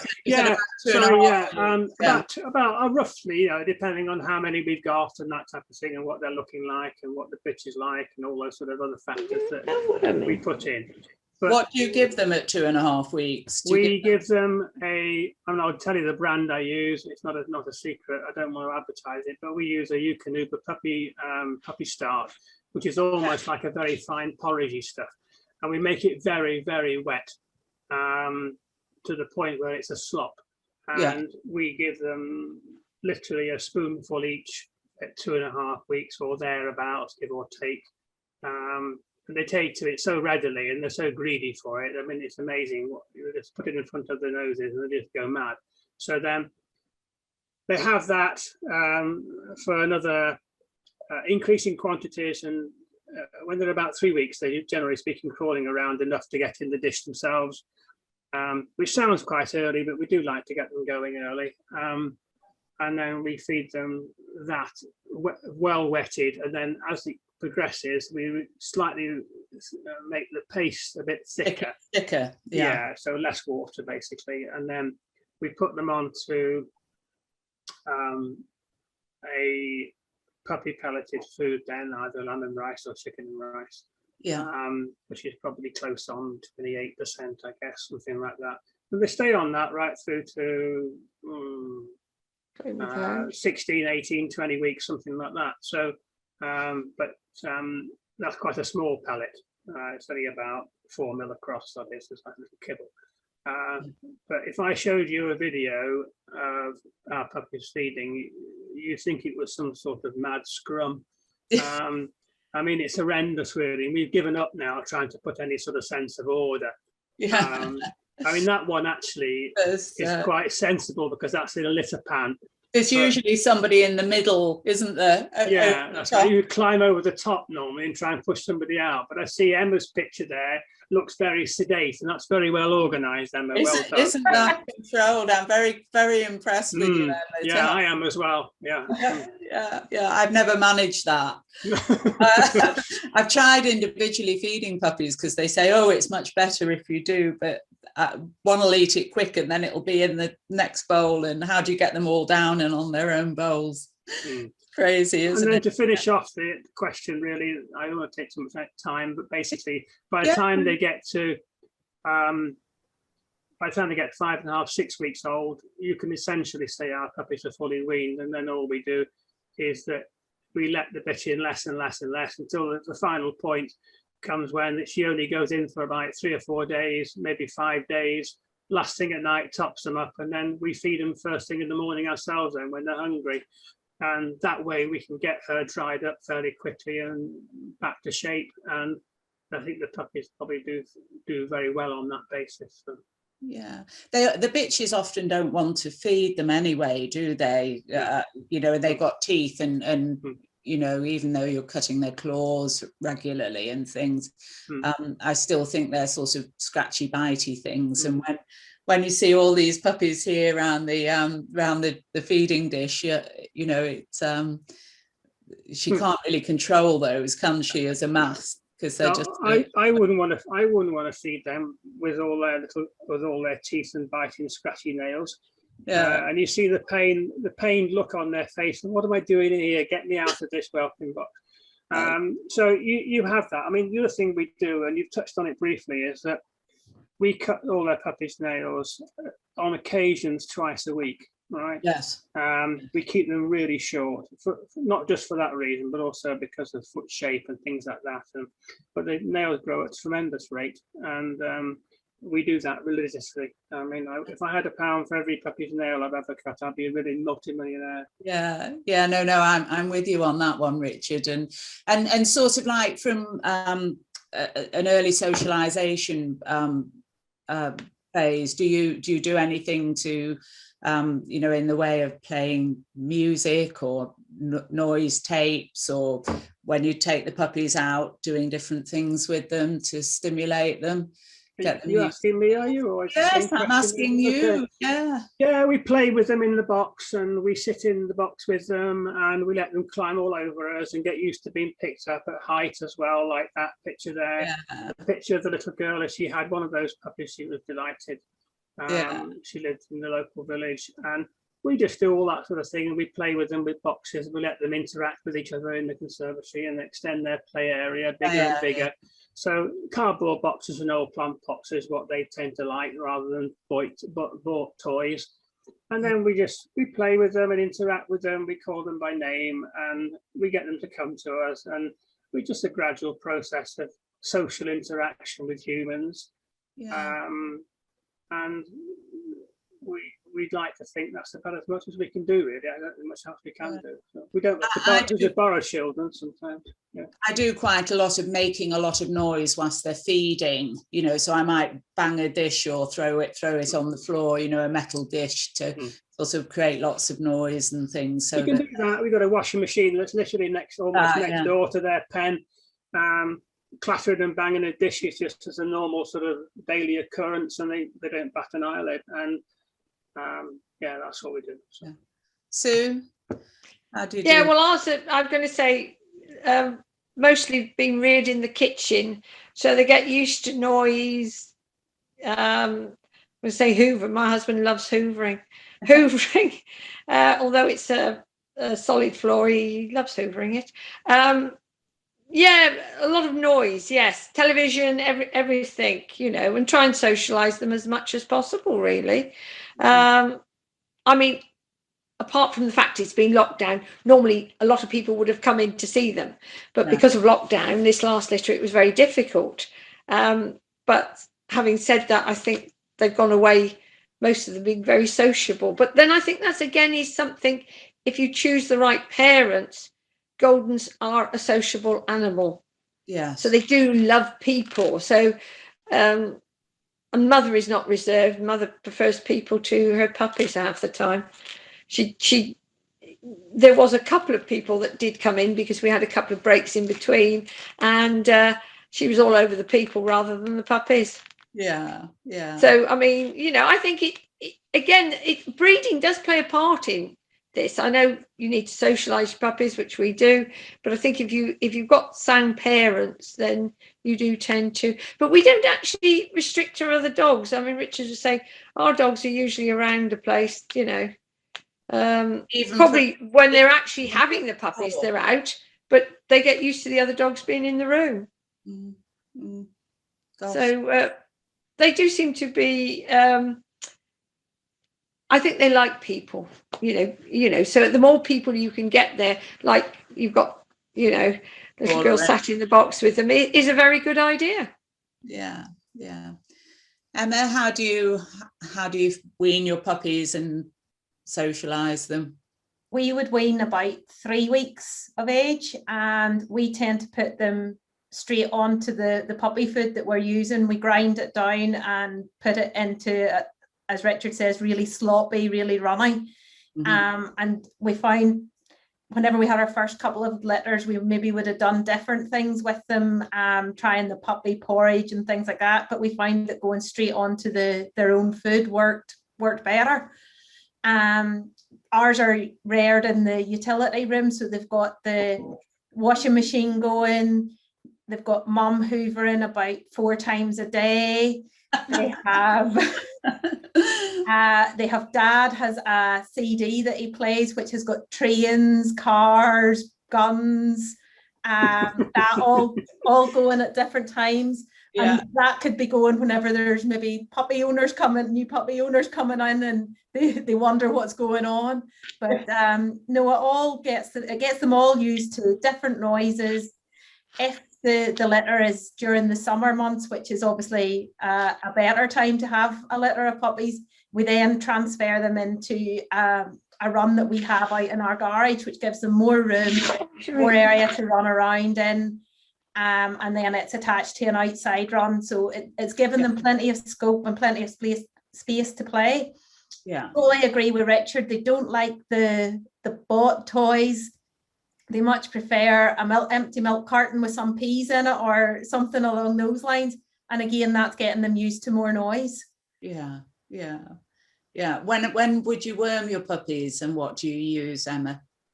We worm at 2, 4, 6 and 8 weeks, and we use the Drontal puppy wormer. It's the one that we've tended to use over the limited number of litters, as you said, Penny, that we've had. But it's a quality, not quantity sometimes. Yeah. What do you use, Sue, to worm? Panicure mostly. Yeah. And when do you start? We found better results with Panicure than we have with the Drontal. I have used Drontal but I'd usually worm at 3, 5 and 7 weeks, and we'd at least do 2 of those with 3 days of Panicure at a time. So we do 3 days, then we'd worm them again in another 10 days to 2 weeks and do it again. And then this last time we did Drontal on the last lot. I tend to use Panicure for them when they're younger, and then give them 1 dose of the Drontal. So I kind of later on, yeah. I've covered them kind of with 2 different drugs that may have slightly different efficacy. Yeah. What do you use, Richard, worming wise? Same sort of thing, but we do like Emma does, 2, 4, 6 and 8. Yeah. Usually we do change it slightly, but the first 2 doses we give them Panicure. Panicure liquid, the pink stuff, and then we put them onto Drontal tablets for the last 2. We do the same policy as you do, really, Penny. We're changing the drug slightly, so if there's going to be an issue somewhere along the line, then hopefully we've got it covered both ways. Yeah. But I do find that the Drontal liquid, they take it the first time, and then sometimes be aware if somebody listening to this, if you're a novice breeder, the puppies can get very stressed on the second or subsequent time by using the liquid, the pink liquid, because it must taste absolutely vile. Wow. They shake their heads, don't they? And they do, yeah. Some of them, they can get really stressed out, and you get very stressed out puppies if you're not careful. So the first time they don't really know what's happening. The second time, sometimes they remember, because they remember the sense of smell is amazing at that age, and they do have a memory for that. And but yeah, I don't think you'll get away with it for time 3 and 4 in our house, because they would get very, very upset about that. So we tend to use the tablets after that. And it's easier to administer, because when we put the tablets in, we don't just put it in dry. What we tend to do is put it on some honey and give the dog a little lick of the puppy, a little lick of honey first. So he's got that honey taste in his mouth, which is quite pleasant. And then we put it on a finger and push it down straight away down the side of the mouth. It slides down quickly, but don't even know they've had it. It's a very stress-free experience at that point. So. And a very pleasant one to have a little treat of something sweet, isn't it? Yeah. And you don't get stressed out puppies that way. So. Yeah. Oh, I know. I've seen them do that thing with the panicure, and it's all over everywhere. They really hate it, don't they? There's a technique to actually administering the panicure liquid we've found now over the trial and error. Is you get them when they're very sleepy, and the minute they yawn, when they yawn, their tongue sticks to the roof of the mouth very often. Just slide the syringe down the one side of the mouth, and just ease it in, not quickly but not slowly either, and then you'll find that they'll just gulp it and go, and they get very little in terms of waste that way, doing it that way. There is a technique. It's like everything else, the more you do something, the better at it you get. Like cutting puppies' claws. Yeah, exactly. Absolutely. So Sue, these are your pictures. What age do you choose your puppy, and what characters? Yeah. Well, this is Apollo as a puppy. First picture, I think he's about 8 weeks old, which is the small one. The next one, where he looks very gawky, he was, I think, probably around 12 to 14 months. No, he's probably 12 months there. The one with the rosettes on the bottom was where he was made up.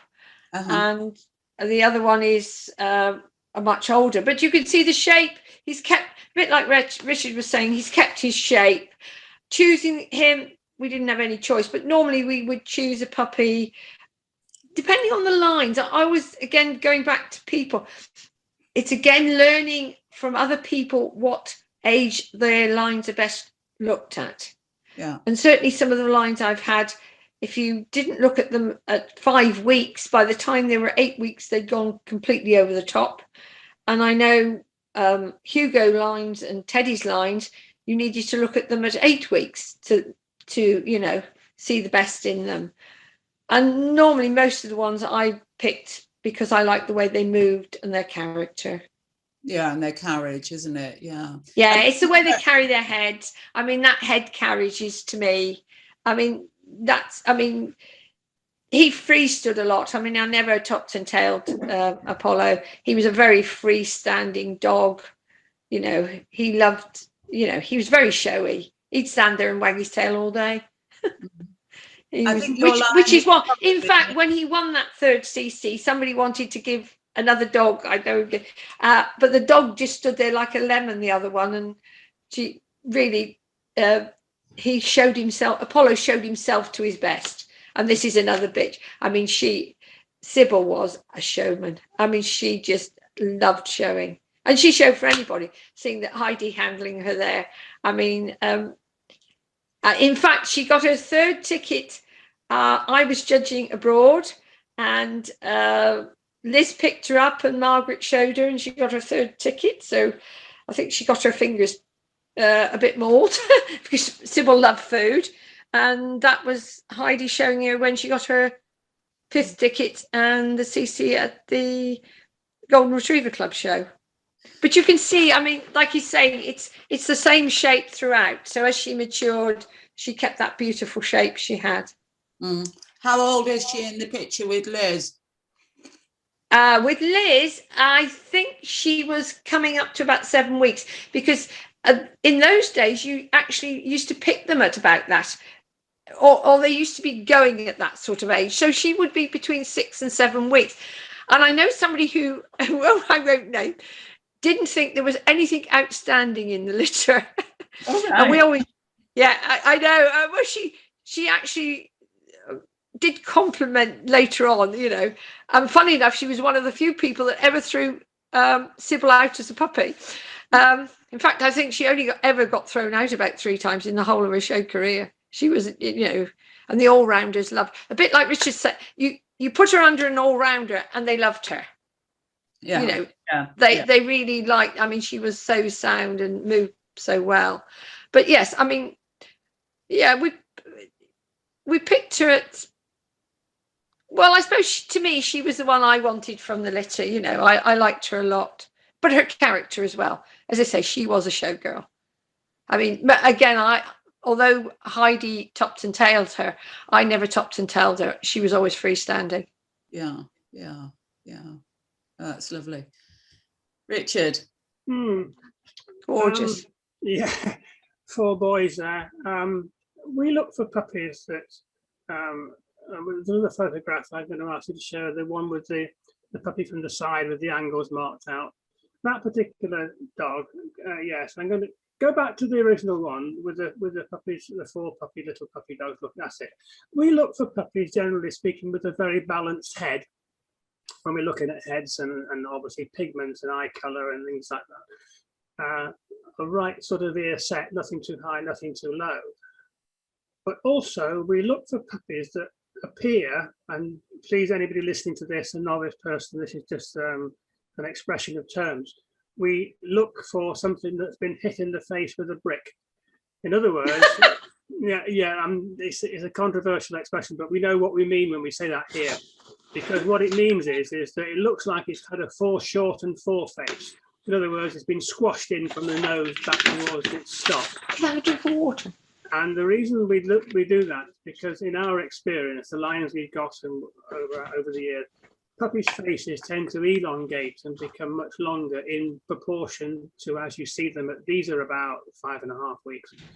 So that's what we look for. We look for a squashed up face that looks like it's been concertinaed a little bit. Yeah, you sometimes get lines here. Yeah, you do like little concertina lines, like little creases. But we look for them without too much of a long foreface. And obviously a kind eye and a dark eye. I mean, there's 3 eyes there that you can see quite clearly. They're all very similar. The middle one at the back has probably got an ideal eye shape and colour at this age. If you can go on to the next one, the adult dog. Right, this is the same dog. It's Lothain Bollinger. That's how he was at 6 weeks. And we look for a puppy at 6 weeks that's got balance. Now, balance is a very sort of peculiar expression, but any good stockman, whether it's horses or dogs or anything else, will look at something that's got balance and know instantly what I mean by it. And I think it's a very difficult thing to teach. You can explain it to the cows come home, and a lot of people will get it, but some people never will. Yeah, and some people, in balance terms, will look at it and know instantly what I mean.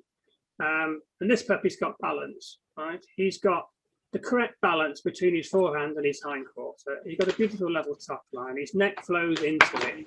Everything's in proportion. It's just the right length, this is our opinion. You know, it's not saying it's something that everybody would agree with. No, but we want your opinion, Richard. Yeah, that's why you're here. Exactly. So, but that's what we look for as an ideal puppy at this sort of age. We would regard that as a serious show prospect and a very nice puppy.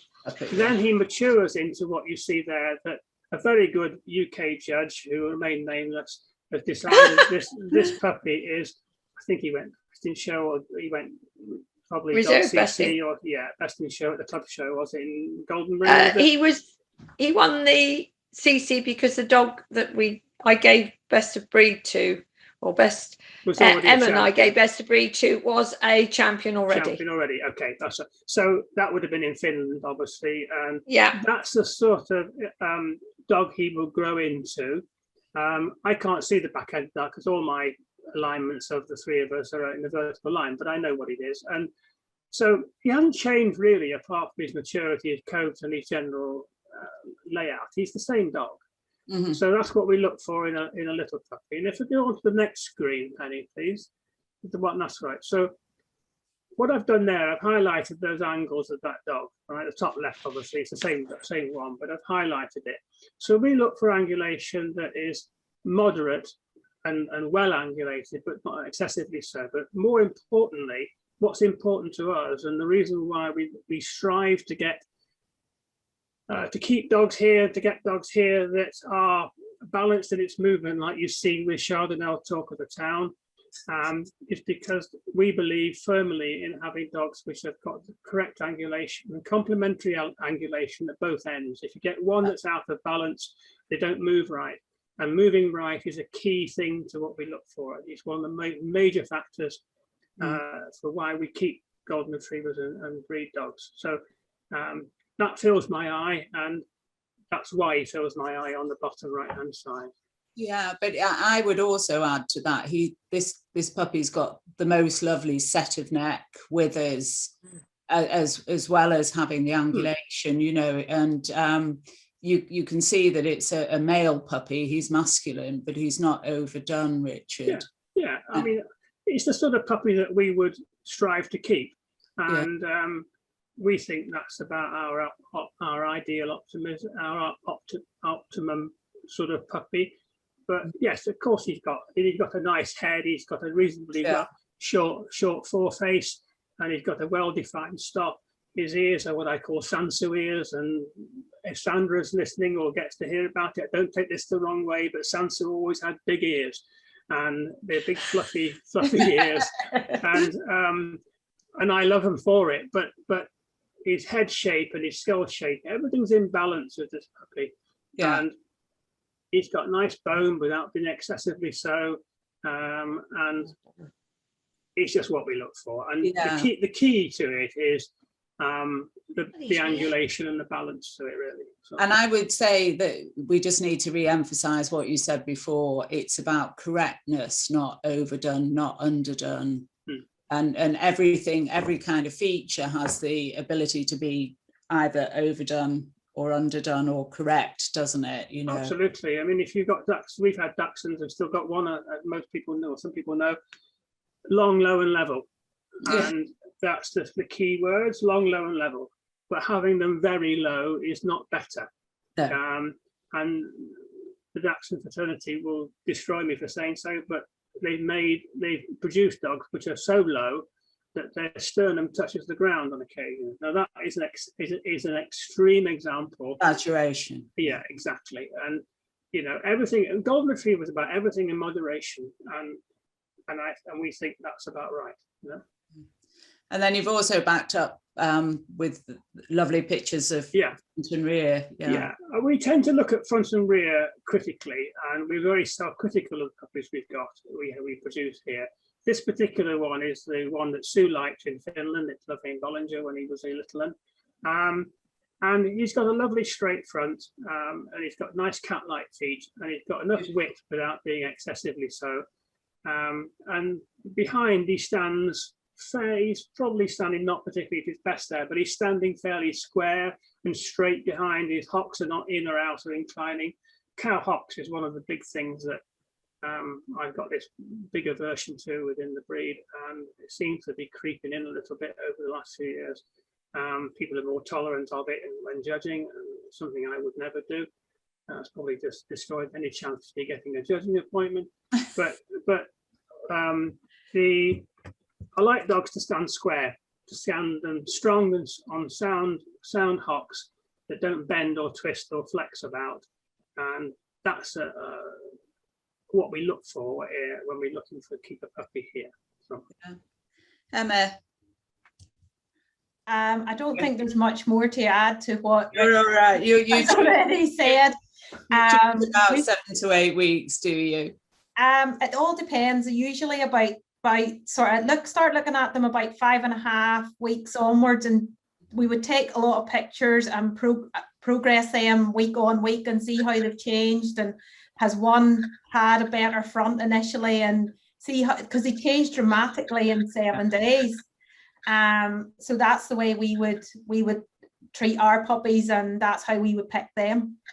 Yeah, I tend to watch them right from the beginning, and I kind of hone into a few that are my favorites, and I'll watch them when they're moving around and things. And I tend to not necessarily choose the pup from the standing position. It's more watching it, you know, sort of playing around and how it holds itself. Yeah. Things, yeah. I've skipped one of the questions because I think we've kind of dealt with that, but Emma, have you used AI and was it successful? Well, our last litter was actually via AI. So it was obviously during COVID. So they were born last July. We used one of Natalie Vermander's dogs, and thankfully we had her help and guidance throughout the whole process as well. And the reason we used AI was purely because of COVID and the fact that you couldn't travel anywhere. We do prefer to have a natural mating and would do that. And that is actually one that the picture before was the litter from AI. So there was 10. Yeah, it's good success rate. Yeah, 5 boys, 5 girls. And then the next picture is one of the boys at 6 months old. Yeah, oh, that's lovely. That's lovely. Yeah, that's interesting, but it's really good that you were able to at least make your bitch, you know, despite COVID, you know. Have you used AI, Richard? No, we never have. I'm not saying we would never, but we've never actually had a need to do it like Emma has. I think there's a little bit of a tendency sometimes to jump into AI. I'm not saying for any reason Emma's situation was this, but because it was clearly a COVID situation. But I think there's a little bit become a bit of a fashion thing to, not fashion, but a little bit topical to use AI sometimes when it's not actually strictly necessary. And that's certainly happening in the Labrador breed. And I keep harping back to it because it's what I've got a lot of experience of recently. Yeah. But it's getting to the point where there's some established field trial competing kennels won't allow you to have a natural mating at all. If you want to go to one of their stud dogs, they're tending to go to a specialist vet who will basically use your bitch as a teaser and draw semen and then implant it, because they're frightened to death about cross infections and STI, etc. So that's becoming a little bit routine on some of the more established field trial kennels, which is a bit worrying, really. And I hope that doesn't start coming into golden retrievers. And is there a problem with STIs and herpes and things? I don't know. I don't really know. Maybe there isn't. I don't know. I think it's just the worry I have long term down the line, and this happening in certain breeds, is that if you continue to use AI as a matter of routine, even though you've got the dog and the bitch standing there, and you won't let the dog mate naturally, or inseminate that bitch at your own house or whatever. You go to a specialist vet and they actually take the dog and the bitch off you, and then they come back and they hand the dog back and they say, yeah, we've done all that and here's the bill. That's fine if it's a clinical reason to do so. What worries me slightly is that if you continue to use dogs like that, it's only going to be a matter of several generations, and 3 or 4 generations possibly, before you've got dogs that won't make bitches naturally. And it quickly, in dogs particularly, I think it can become, what becomes an environmental, physical aspect can become genetically imprinted. And the other thing is, if you're using dogs which are reliable, proper stud dogs, then it's highly likely that his male offspring are going to be the same ilk.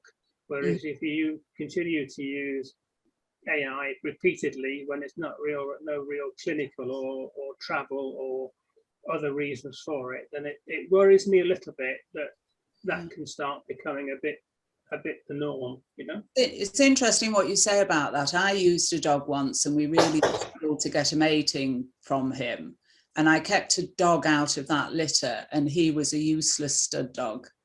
We did have puppies from him, but he was very unreliable, and kind of he was never easy. And that So I absolutely hear what you're saying with that one, Richard, you know, and I think we're very at risk of kind of medicalizing things that are normal activities of daily living, you know. You're not going. And I think that's a shame, but anyway. Sue, have you used AI? No, No. no, although we've got sperm taken from Teddy, which has been used and sometimes been successful, other times hasn't, we ourselves have not done AI. No, I know. It's interesting. Is that frozen sperm that you've had mixed results? Yeah, we've got frozen from Ted. In fact, his last sperm was taken when he was about 12 and a half, and that actually sired 2 puppies in Australia. Okay, gosh. But he was 12 and a half at the time, so I mean, that was pretty good. Yeah. So Sue, you can carry on with this. In the past, the breeders planned for generations ahead. I can remember going through those pedigree books with Hazel, turning pages, thinking, oh, you could do this and then that. But do you think this is still possible today with all the emphasis on health testing? No. And I think it's getting more difficult, because I think you sort of think, even today, there's been several dogs I would like to use, and you find out that for some reason or other you can't use them, and they are ones that really you would be thinking about using because the pedigrees go well, you like the dogs and various other things. And I think, I mean, if you take some of our top stud dogs at the moment, I mean, for one reason or another, over the last few years, they've actually not been able to sire anything because either people, mostly, I mean, either hips or elbows or even eyes, you've not been able to use them. And this is such a shame, really, because our gene pool is small, but I don't think you can actually do the same today as what we did years ago. A, because I think we had more choice, and B, because I think it's getting a lot more difficult. Yeah. Richard, anything to add to that? Nothing really, just to endorse what Sue said. It was possible years ago. If you had a certain bitch from the line, you could say, well, if I go out and mate that bitch, keep something from that and put it back to the grandfather of this bitch I've got, that would work quite nicely. And you think, well, maybe it will, maybe it won't. But nowadays the situation is not the case. And now it's a real struggle to find something that suits your bitch physically. And then obviously health checks as well. Everything else has to be, all the little soldiers have to be lined up in the row, all the ducks in a row, sorry. But anyway, all your health tests have to be correct and where you want them to be. And it is a nightmare today, and it's a nightmare in lots of breeds, and I don't think it's anything like as reliable as it used to be. And I think other factors such as the test results come through and they colour your judgment, or they don't allow you to progress any further. So Emma, what do you think was the best litter you bred and why? Well, I picked a combination rather than a particular litter. So I picked our Sophie and Terry combination. And the reason I picked that was, well, it was only our second and third ever litter. And it produced us Blue, so Trigardo. It produced us, so we've got Blue in the bottom left. We've got Darcy, his full litter sister, beside him on the bottom. Above him is their other sister, Kayla. She got her junior warrant, handled by Rachel.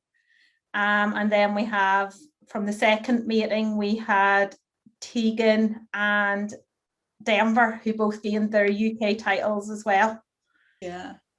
So it's a combination that we're very proud of. I can't go on without saying, I mean, Tegan produced us a fantastic litter to Tilcaro First Look as well, where Cody, we've got Cody and Macy from that. So we've been very fortunate with the dogs that we have bred. We repeated the mating because my mum wanted to keep Blue the first time. And Jeanette obviously went to Denmark to Jeanette. So Blue was very calm, and the dog we kept, Denver, was a bit mad, but it was certainly a combination that worked. Yeah, definitely. If you can hit on that, I think that's where you get real depth of quality in a litter. Yeah, Yes, and that just definitely. shows, doesn't it, definitely. So let's just see. Sue, what was your best combination? Very difficult to say. I think the Glengill bitch, I mean, her quality, she was a wonderful brood bitch, and she threw us Apollo, which was our first champion. And her daughter, I suppose, Cassandra, who produced the Finnish champion, and the Seabird, who, as I say, was, if he'd have lived, I mean, sadly, Seabird, we think ploughed into a tree and had a pericardial bleed, and we lost him at about 6.5, which was terribly sad. And I mean, he was beginning at that stage to produce some lovely progeny. So, and people were using him. So, I mean, it's very difficult to, you know, but yes, both of those were, you know, really Good brood bitches, yeah. Yeah. Richard? Very quickly, I mean, we've had a few litters over the years that we will probably be shortlisted for that question. The one that sticks in my mind is the Loughane D litter. We named all ours A, B, C, etc. And the Loughane D litter, which produced Data, exactly. So Data went to Heidi, as we all know, and was probably, well, it's probably fair to say, probably one of the most influential stud dogs that ever went to Finland at the time. And whenever I judged over there in even recent years, going back 4 or 5 years ago, you see Data coming through in his great-grandchildren and great-great-grandchildren. You see the influence that dog had on that breed as a whole in Finland, and I'm very proud of that. Yeah, you must be. And he also, in that same litter, we kept Digby, who was a phenomenal working dog. I never trialed him at the time because I wasn't trialing then, but he was a tremendous dog. I loved him to death. And a lad called Gus Sutterby, who recently died, unfortunately, had a dog called Loughane Dasher in the same litter. 3 Ds, 3 males, all excellent in their own right. So I'd probably say the Loughane D litter was probably was the one. We thought they were great. Who was the sire for that? Good question. I know, sorry. I dare say Sue might be able to answer that better than me. I can't answer that one. It was probably, I don't know. If Paula pops her head around the door again to find out if I'm going to be late for dinner anymore, I'll ask her. But that said, I'm sure that she was out of pepper. They were out of pepper anyway. But I mean, they were phenomenal, and I say there's been a couple like that over the years. But in terms of consistency of quality, I'm not saying necessarily all champion stock. I don't judge it like that. I judge it in terms of the quality in depth, really. Yeah, absolutely. And to have 3 such, you know, outstanding dogs in one litter is great, isn't it? Yeah. Who was your best brood bitch then? The mother of the D litter? Yes. I mean, well, I'm saying that. I don't know. I mean, I'm going to tell you now that the reason why I've selected this bitch is A, she's living now. She's just had a litter. Loughane Yasmira, who is a Lowry of the Bridgeford daughter. Yeah. And the reason why she's just had a 3rd and final litter, won't be having any more.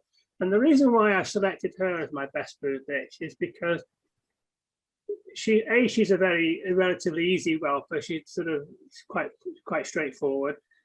She's had 3 litters without any issues. But more importantly, the reason why I selected her is because the quality of what she produced. I'm not saying they're all, you know, show champion or champions potential stock. And she herself, you know, doesn't have it. She has a reserve CC, I think. I'm not quite sure about that. Paul will tell you more. But she's not a top winning dog. But she's produced the most amazing quality puppies, which have gone into a lot of nice pet homes where people think the world of them. And she just produces quality in depth, really, really nice puppies to have and to live with and to be with. And that's important. And that's why I selected her. Absolutely, absolutely. That's probably the most important thing, but it's wonderful when you see that, isn't it? It gives you a lot of satisfaction. Yeah, it is. Yeah, I mean, yeah, he just produces real quality, and Yeah. that's what I love about it. So Emma, I think we've got your Yeah, Lucy Gunhill's Blue Secret. she was a girl that never really enjoyed the show ring, but she, as Richard said, she produced absolutely fantastic puppies for us. She was my dad's shadow around the house. Anywhere you seen Dad, Sophie would always have been two paces behind him, following him around. Yeah. And she was just a fantastic mother. She's produced us some lovely puppies. There's, well, on that there, we've obviously, sadly, we lost Blue, but Denver and Tegan are veterans in both those pictures. Tegan was winning the CC from veteran at Midland Counties in 2019, and that's Denver in Amsterdam the year before. And we actually still have Blue's two older sisters at age 13, so they're still here and they're well into their years. So it's good that she produced us that as well. Yeah, health and longevity as well as Yeah. such lovely looking dogs. Yeah, thank you. So your top brew bitch. Well, yeah, I would say it was the Glengill bitch was certainly well, no, not loving loving Quinton. Yeah, I mean yes, but I suppose Cassandra produced Ipcris Sequest, who, as I said, went to Heidi and produced some very nice dogs over in Finland. Seabird, who produced, as I say, two of the youngest champions. And if he'd lived longer, then hopefully we would have, seen more progeny from him, which was a shame.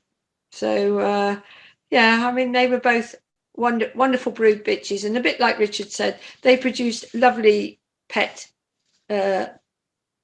who went into homes and really were very, very nice animals to live with. Yeah, brilliant. I'm getting a bit mindful of time, so I think we've already sort of talked quite a lot about our stock and things, and you've talked a lot about your dogs and the offspring that they bought. These are Sue's, and I think what we could do with doing is just sort of topping off now with some advice for people who are starting out breeding today.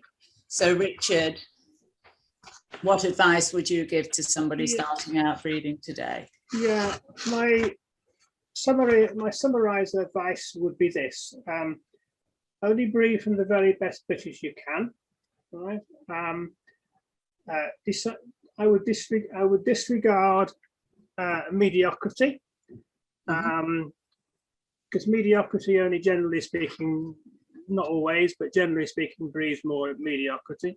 So aim very high. Always try to have the best possible bitch you breed from. And I do think that if you allow commercial considerations to rule the quest to aim high to get the best possible stock, I think sometimes that can end up in all sorts of disaster. Just using the dog up the road or the dog nearest you because it happens to be nearest you, I don't think it's necessarily a great idea. And strive for excellence. Strive for excellence in everything you do.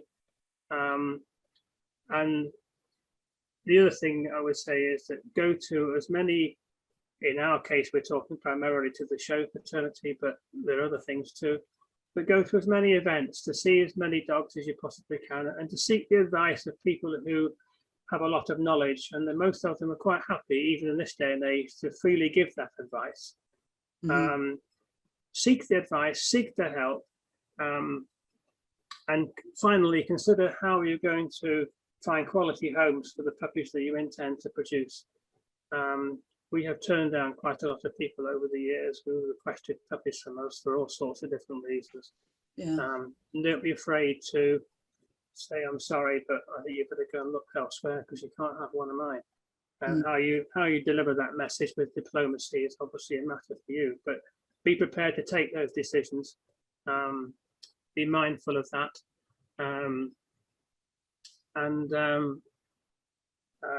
Aim for the dog that's going to give you the best possible puppies, given the faults you will have on your bitch that you can try and correct.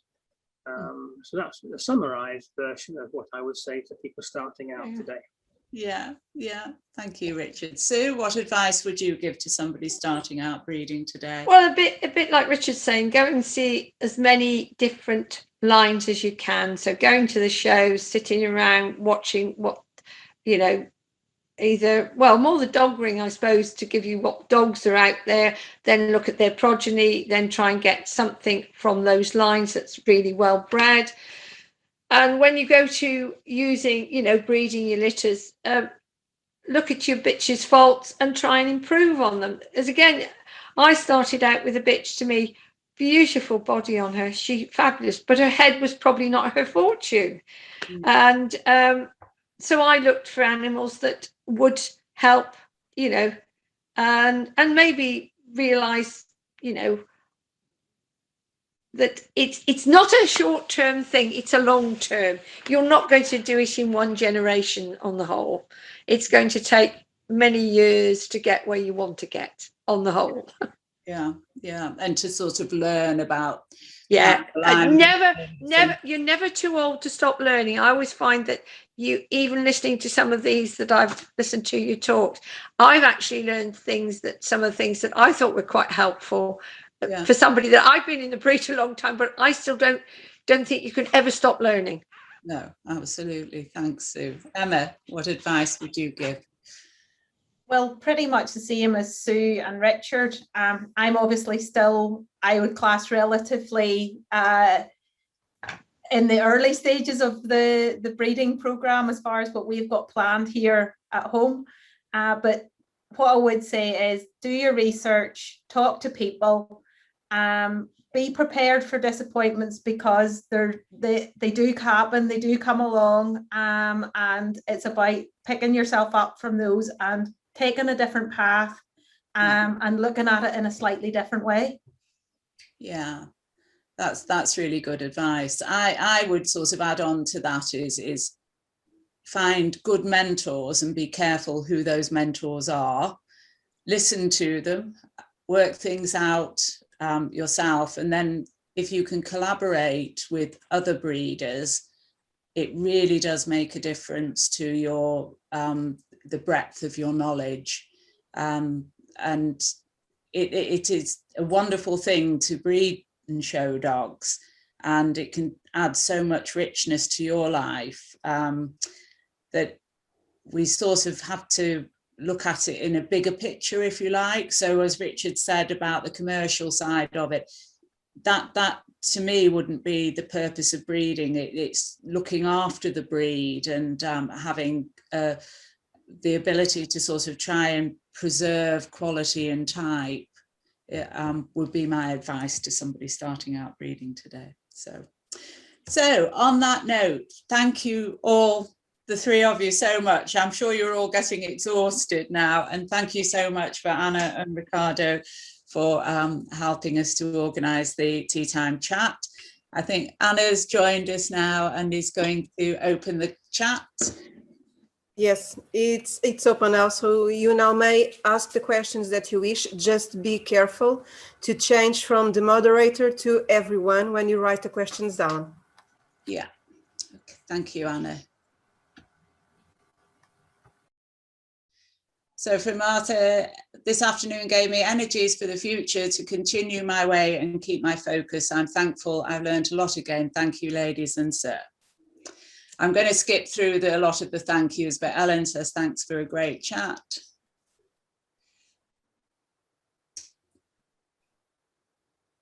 Richard, it was Castalian. Somebody's looked up your breeding for you. You're right. Yeah. So yeah, line breeding on the Sansu lines. What I would say is that Paula's the key to this, and as I say, she's not very well, so that's why I'm standing in for her. So some of my information that I've got going back a long time may not be quite as accurate as it should be, but the sentiment is there anyways. Yeah, absolutely. I couldn't remember either. So that's terrible, isn't it? Another great talk, thank you. Interesting about the comments regarding when the bitch wants to stop feeding at 5 to 6 weeks. I recently bred my first litter and Isla wanted to feed them 3 times a day at that age, if she could. Always fed them after they had their meals. I ended up having to try to wean to twice a day, but then when my keeper got to 8-9 weeks, I ended up buying a vest for her. Why is it bad for the bitch to continue to feed? I spoke to other breeders who said to let herself wean. So interesting to hear. It may not have been in the best for her. Actually, Anneli, I don't formally wean mine. I let the bitch make the decision about how much she wants to go in later on. But we could ask Richard, why do you wean when you do wean? I think it's really about control, really, and we wean quite early because, and it's only a tiny little bit we start with. It just gets them a taste when we start off initially, but when we get to the end, when we're about to take the bitch away, the reason we do that is because we don't want the bitch absolutely hanging with milk and getting mastitis. So that's the primary reason why we do it. And the other thing is that we find that at 6 weeks old, when we got her away completely, we find the puppies come on so much better having proper puppy food at that stage. They grow nicely. They do better on it. And by the time the puppies are 7.5, 8 weeks old, they don't even look to the bitch really. They don't go guzzling off her whenever they see her in the yard. We let our puppies out in the yard to have a play as well from time to time. And they don't go looking for that milk. And I hear all sorts of horrendous stories about people who've let their bitches feed their puppies until they're 8 weeks old and things like that. And then you've got this trauma of then if they let them go at 8 weeks, then you've got this trauma of being separated from their mothers at that age. I think it's just a terrible thing to do. So my advice is always to try to get them fully weaned off by the time they're 8 weeks, by the time they're 6 weeks, sorry. Yeah, and then they've had that period of detachment before they then make that transition into the new home. But you're also feeding them as well, so therefore you can control their input, their intake, whereas they're feeding off the bitch, then you can't really control it because you don't really know how much they're actually having. And having milk at that age, we don't think is necessarily the right thing to do. It hasn't worked for us, and we do it that way because we get good results as a result. You know? Yeah. Emma or Sue, anything to add to the weaning? We find our girls tend to, girls tend to tell us whenever they have nearly had enough as well. They're not as interested in going in. But not really any different. I mean, the last litter, Harper would have been maybe in and out at between 6 and 7 weeks, but that would have been it. She would have been more interested in playing with them at that stage. Yeah.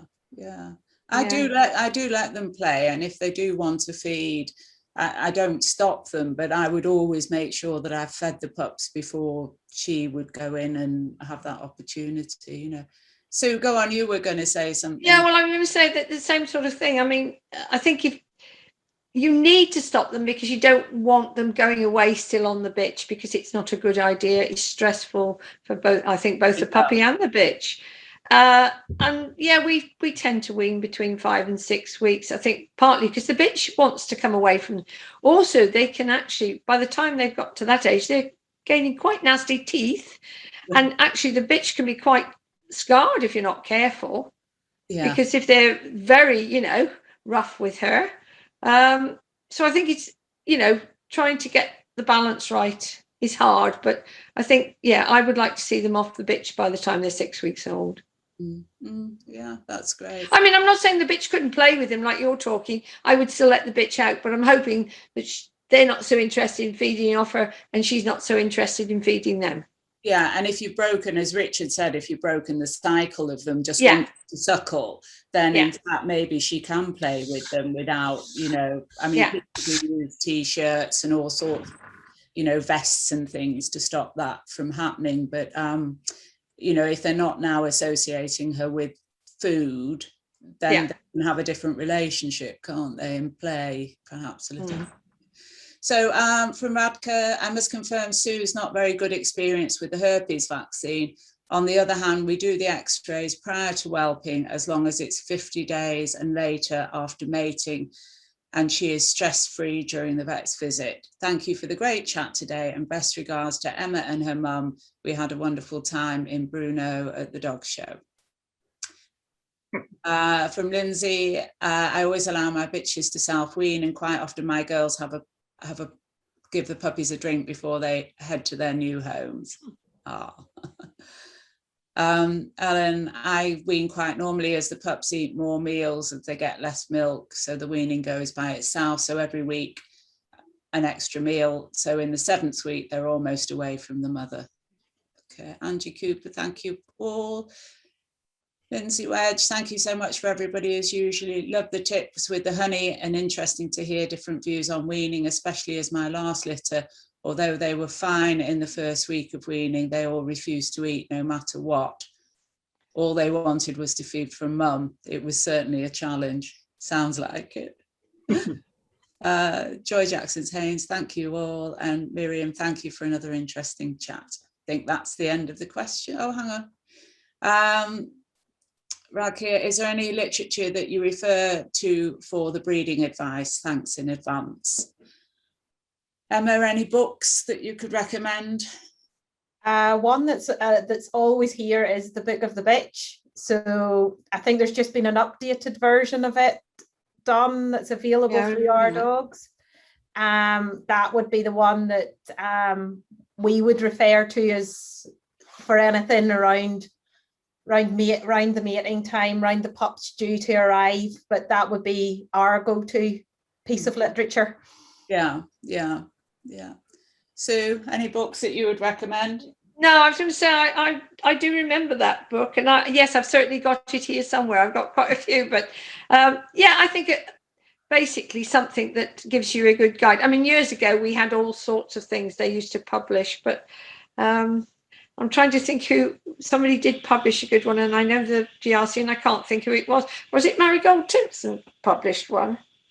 She certainly did a golden book. There's been quite a few.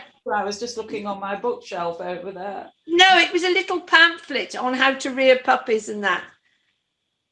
I've got it somewhere, but I can't remember. I don't know. I can't think so. This is the one that I like. I don't know if you can see it. Can you see it? Only just. Okay, so it's called Reproductive Clinical Problems in the Dog, and it's Edward Jones and Joan O'Joshua.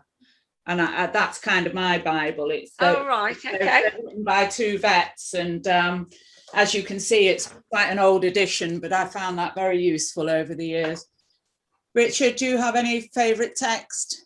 No, not really. I suppose that, you know, we've been at it quite a long time, and we don't refer to any sort of book as such anymore. I've heard of the Book of the Bitch. A friend of mine in Labradors, he referred to it as a Bible, and he says things to me like, well, the Book of the Bitch says this, the Book of the Bitch says that. And I said, well, I'm not using that advice. but that said, I mean, I believe it's a very good starting point, and it's a good base to move on from. But we don't actually have a book at all. No, and mentors, friends, you know, are really, really helpful, and nothing beats experience, does it, Richard? You know, no, that's right. I mean, we did have a Caesar 2 or 3 years ago. We went there at 8 o'clock at night, on an emergency call out, and the vet attending had never seen a live whelping of any litter before, and we gave her some oxytocin on the phone. He said, "Can I film this? Because I've never seen the pitch whelping." And I said, "Yeah, okay, fine." So we taught him all the way through this whelping while he was there, and he went away saying, "I'm very grateful." He said, "Thanks very much. You've been a real great help." But I would have thought it would be the other way around, really. But How much did he charge you, Richard? I can't remember, but whatever it was, it'd been far too much. I know. So Hazel Turnbull, thanks to the speakers for a very interesting chat. Marigold's book spoke about her Gyrema gruel. Oh, that's it. That's the one. Yes, that's it. Marigold. Yeah. Little green book it was. That's right. Yeah. Vicky, great session once again. Thanks to those involved who dedicated their time sharing their knowledge to assist, advise and educate others. Sybil, recommended book for puppy owners, Your First Puppy Training Book by Monica Hillsman. I actually do quite a comprehensive puppy book for them to take home themselves, full of kind of my words of wisdom. And I recommend a book called The Perfect Puppy, because I've never known a golden retriever puppy starve. And so if they follow my feeding advice, that's fine. But The Perfect Puppy is full of early socialization advice and about establishing a good relationship with your puppy very quickly. And that's why I recommend that. Do any of you recommend books to your puppy buyers? We just provide a puppy pack. Yeah, I can say like yourself, with a lot of information in that, but don't tend to go down the route of recommending books. Yeah. Used to recommend a lot, but I think people, the simpler you keep it, the more I think people follow it. I think if you complicate it too much, it gets too complicated and they don't bother at all. No. I know it needs to be very clear, the messages. Yeah, it needs to be clear, and and that's why I like The Perfect Puppy, because it's actually got a kind of a little checklist of just do these things, very clearly written, not too big. Yeah. Richard, any books? No, we're on the abridged short breeder scheme, so we have to produce a huge, very complicated document anyway. So no, we don't actually recommend books like a summary or glossary at the end. We recommend you get this, that, and the other, because basically what we provide is so comprehensive that we don't really think it's necessary to go anywhere else. No. I mean, if pet people want to go and research, there's so much stuff available internet-wise, search-wise, Amazon and everything else today that they can choose what they want. Interestingly, if you're looking at the text, the questions coming in, I just seen it flashed up on the screen and it's gone. There was an interesting one there about a lady said that something didn't think her puppy was traumatized and it went to Dart Hill. That's coming. Yeah. I do not think my puppies were traumatized. One went to Dart Hill, but can see how it could happen. So I will try the T-shirt if I'm in the situation again with my next litter. Oh, this is about early weaning, was it? Yeah. So great chat, guys. Regarding coefficient breeding, do you think that newcomers are relying more on computer comparisons rather than discussing breeding for more experienced breeders who have a lifetime experience? Someone wanted to use my late boy Keeper because they loved him and her pedigree was actually very nice and would have gone well with him. But because the coefficient wasn't good enough, they decided against it. So that's Frida. I think you can't, breeding, as we've already said, is you can't do it on paper. You can't use those things to totally influence your decision about combinations. I mean, we did say during the conversation, didn't we? But, we take it into account, but it wouldn't be a definitive deciding moment, would it? Definitely not. I think if you go down that route, goodness knows what you'll end up breeding. I know. Dachshunds. I've seen a few Goldens that have looked like Dachshunds. Yes, very Lumber's true. Penny. Yeah. Ruth, thank you for your speakers. Very informative and interesting. Book of the Bitch was my Bible when I started. Yeah. From Miriam, lovely and inspiring chat, and how much I learned every time. This time it was the part of mating in particular, since my boy had a mating today and has to get used to someone being next to him to help. Your comments are super. Yeah. And I think you're right, Richard. If people are coming, you have to be able to handle your dog. Well, it's all about, I'm not saying it needs to be clinical, but I mean, the mating process has to be efficient and it has to work. It has to be reliable. This is my opinion, of course, but it has to be reliable. And at the end of the day, you don't want to spend, as a stud dog owner, you don't want to spend all day faffing about. You've got your own life to lead, and you want people to come there, have a cup of tea, do the mating, do the paperwork, and get gone. And that's basically what it's about. And people don't want to hang around. They just want to get the job done, get it sorted, because that's what they come for. And, you know, I hear all sorts of stories in Golden, especially on the working side, about, oh, this is what we do. We go up the woods, we let the bitch run around and spend a penny, and then we let the dog out, and then we watch. And that is just horrendous from my point of view. I think if that was presented to me as a bitch owner, I think I'd probably walk away and use somebody else. I can remember laughing, spending a whole day watching my bitch chase the chicken with the dog in pursuit, but not.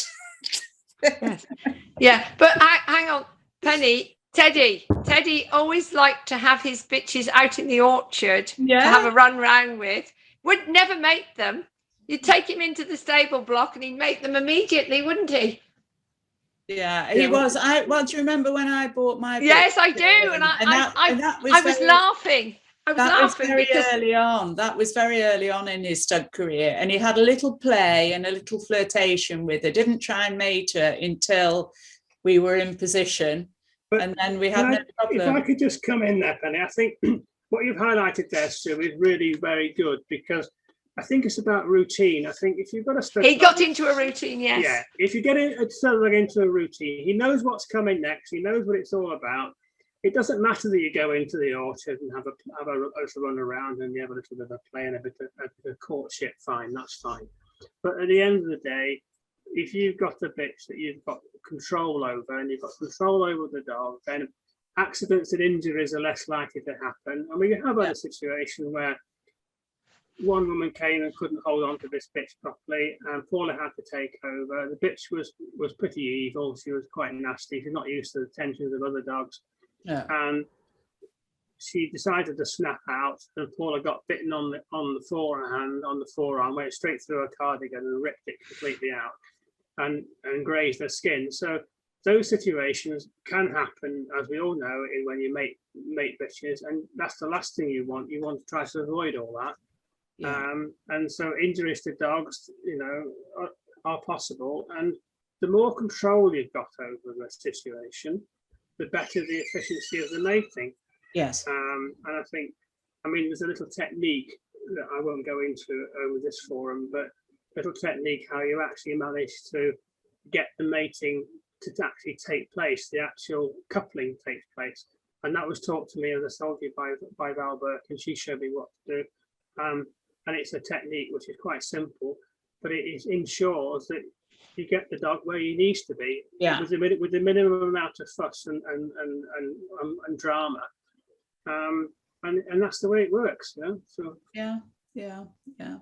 I because I've got a bad back, I used to sit on the floor, and my dog used to get up on my leg, and I'd have my hand under the bitch's vulva so that I could tell when, you know, he was actually hitting. And then if you don't touch the tip of the penis but touch towards the base, that will just bring them in. And it does make it a quick, and it can reduce the trauma for the bitch. Some bitches are not going to have a courtship. They don't want one. They don't quite know what's coming, and they're not, you know, And in that situations, it's much better to take control of the situation. It is. I think taking control is. I can't see any negative parts about it. I mean, it's not about, you know, a romantic love affair between, you know, two couples going off into the sunset. I mean, if people have that rather sort of, well, no, it's a fact, Sue, that you'd be surprised the number of people. But some people want it that way, Richard. But this is dogs and animals and stud work. This is not a romantic, you know, a love affair. Richard, you know? can you imagine if you were breeding cattle and you had a bull? Oh, They wouldn't be talking about them having this little prelude and this little, you look, know. at the end of the day, it's an act of sex which produces what you need to produce, and it's not about love and courtship. And okay, dogs can flirt about a little bit, but that's about she winding him up by flicking and flirting her tail around all over the place. That cranks the dog up, gets her nothing more than really, really keen, and that's nature's way of ensuring that coupling takes place. And for people to put romanticized human emotion and idea onto this episode, I think is a bit nonsense, to be honest with you. I mean, I think it's just balmy. As I said to you before, stud work is an efficient clinical game that is an essential part of breeding dogs. And I think if we can make it very reliable and dependable and efficient, then I think that's good for everybody. Yeah, absolutely. And I know when I came to use your dog, that's exactly how you handled it. Correct. And we had a good litter, and that was great. So the three of you, you can breathe again. Go and get your dinners. Thank you so much for joining us today. We really do appreciate your honesty, your openness, and all the information that you've given about your breeding experience. And I hope that, well, from the comments, certainly everybody seems to have really enjoyed it. So, you know, thank you very much on behalf of Midland Golden Retriever Club. And I hope that we can get out there and see you all face to face as soon as it's safe to do so with the COVID. And, you know, and thanks. Thank you, Penny. Yeah. Look forward to seeing everyone. Yeah, and Anna and Ricardo, thank you so much from Portugal. Thank you so much for helping us again. We really appreciate it. Thank you, everyone. Really enjoyed it. Yeah, and you, Emma. Yeah. Thanks to everybody involved. My two questionnaire people and presenters, or whatever they call themselves. But particular thanks to Ricardo and Anna, because they put a lot of work in behind the scenes. Absolutely. And keeping us on the right track and sorting out some of our technical issues was a great help.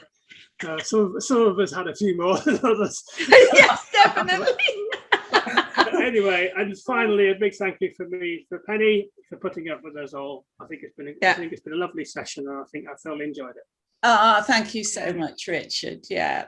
Stay safe, and here's hoping we can see you all soon. Take care. Yeah. Bye-bye. Bye. Bye. Bye. Bye, Anna. Bye, Sue. Bye, Emma.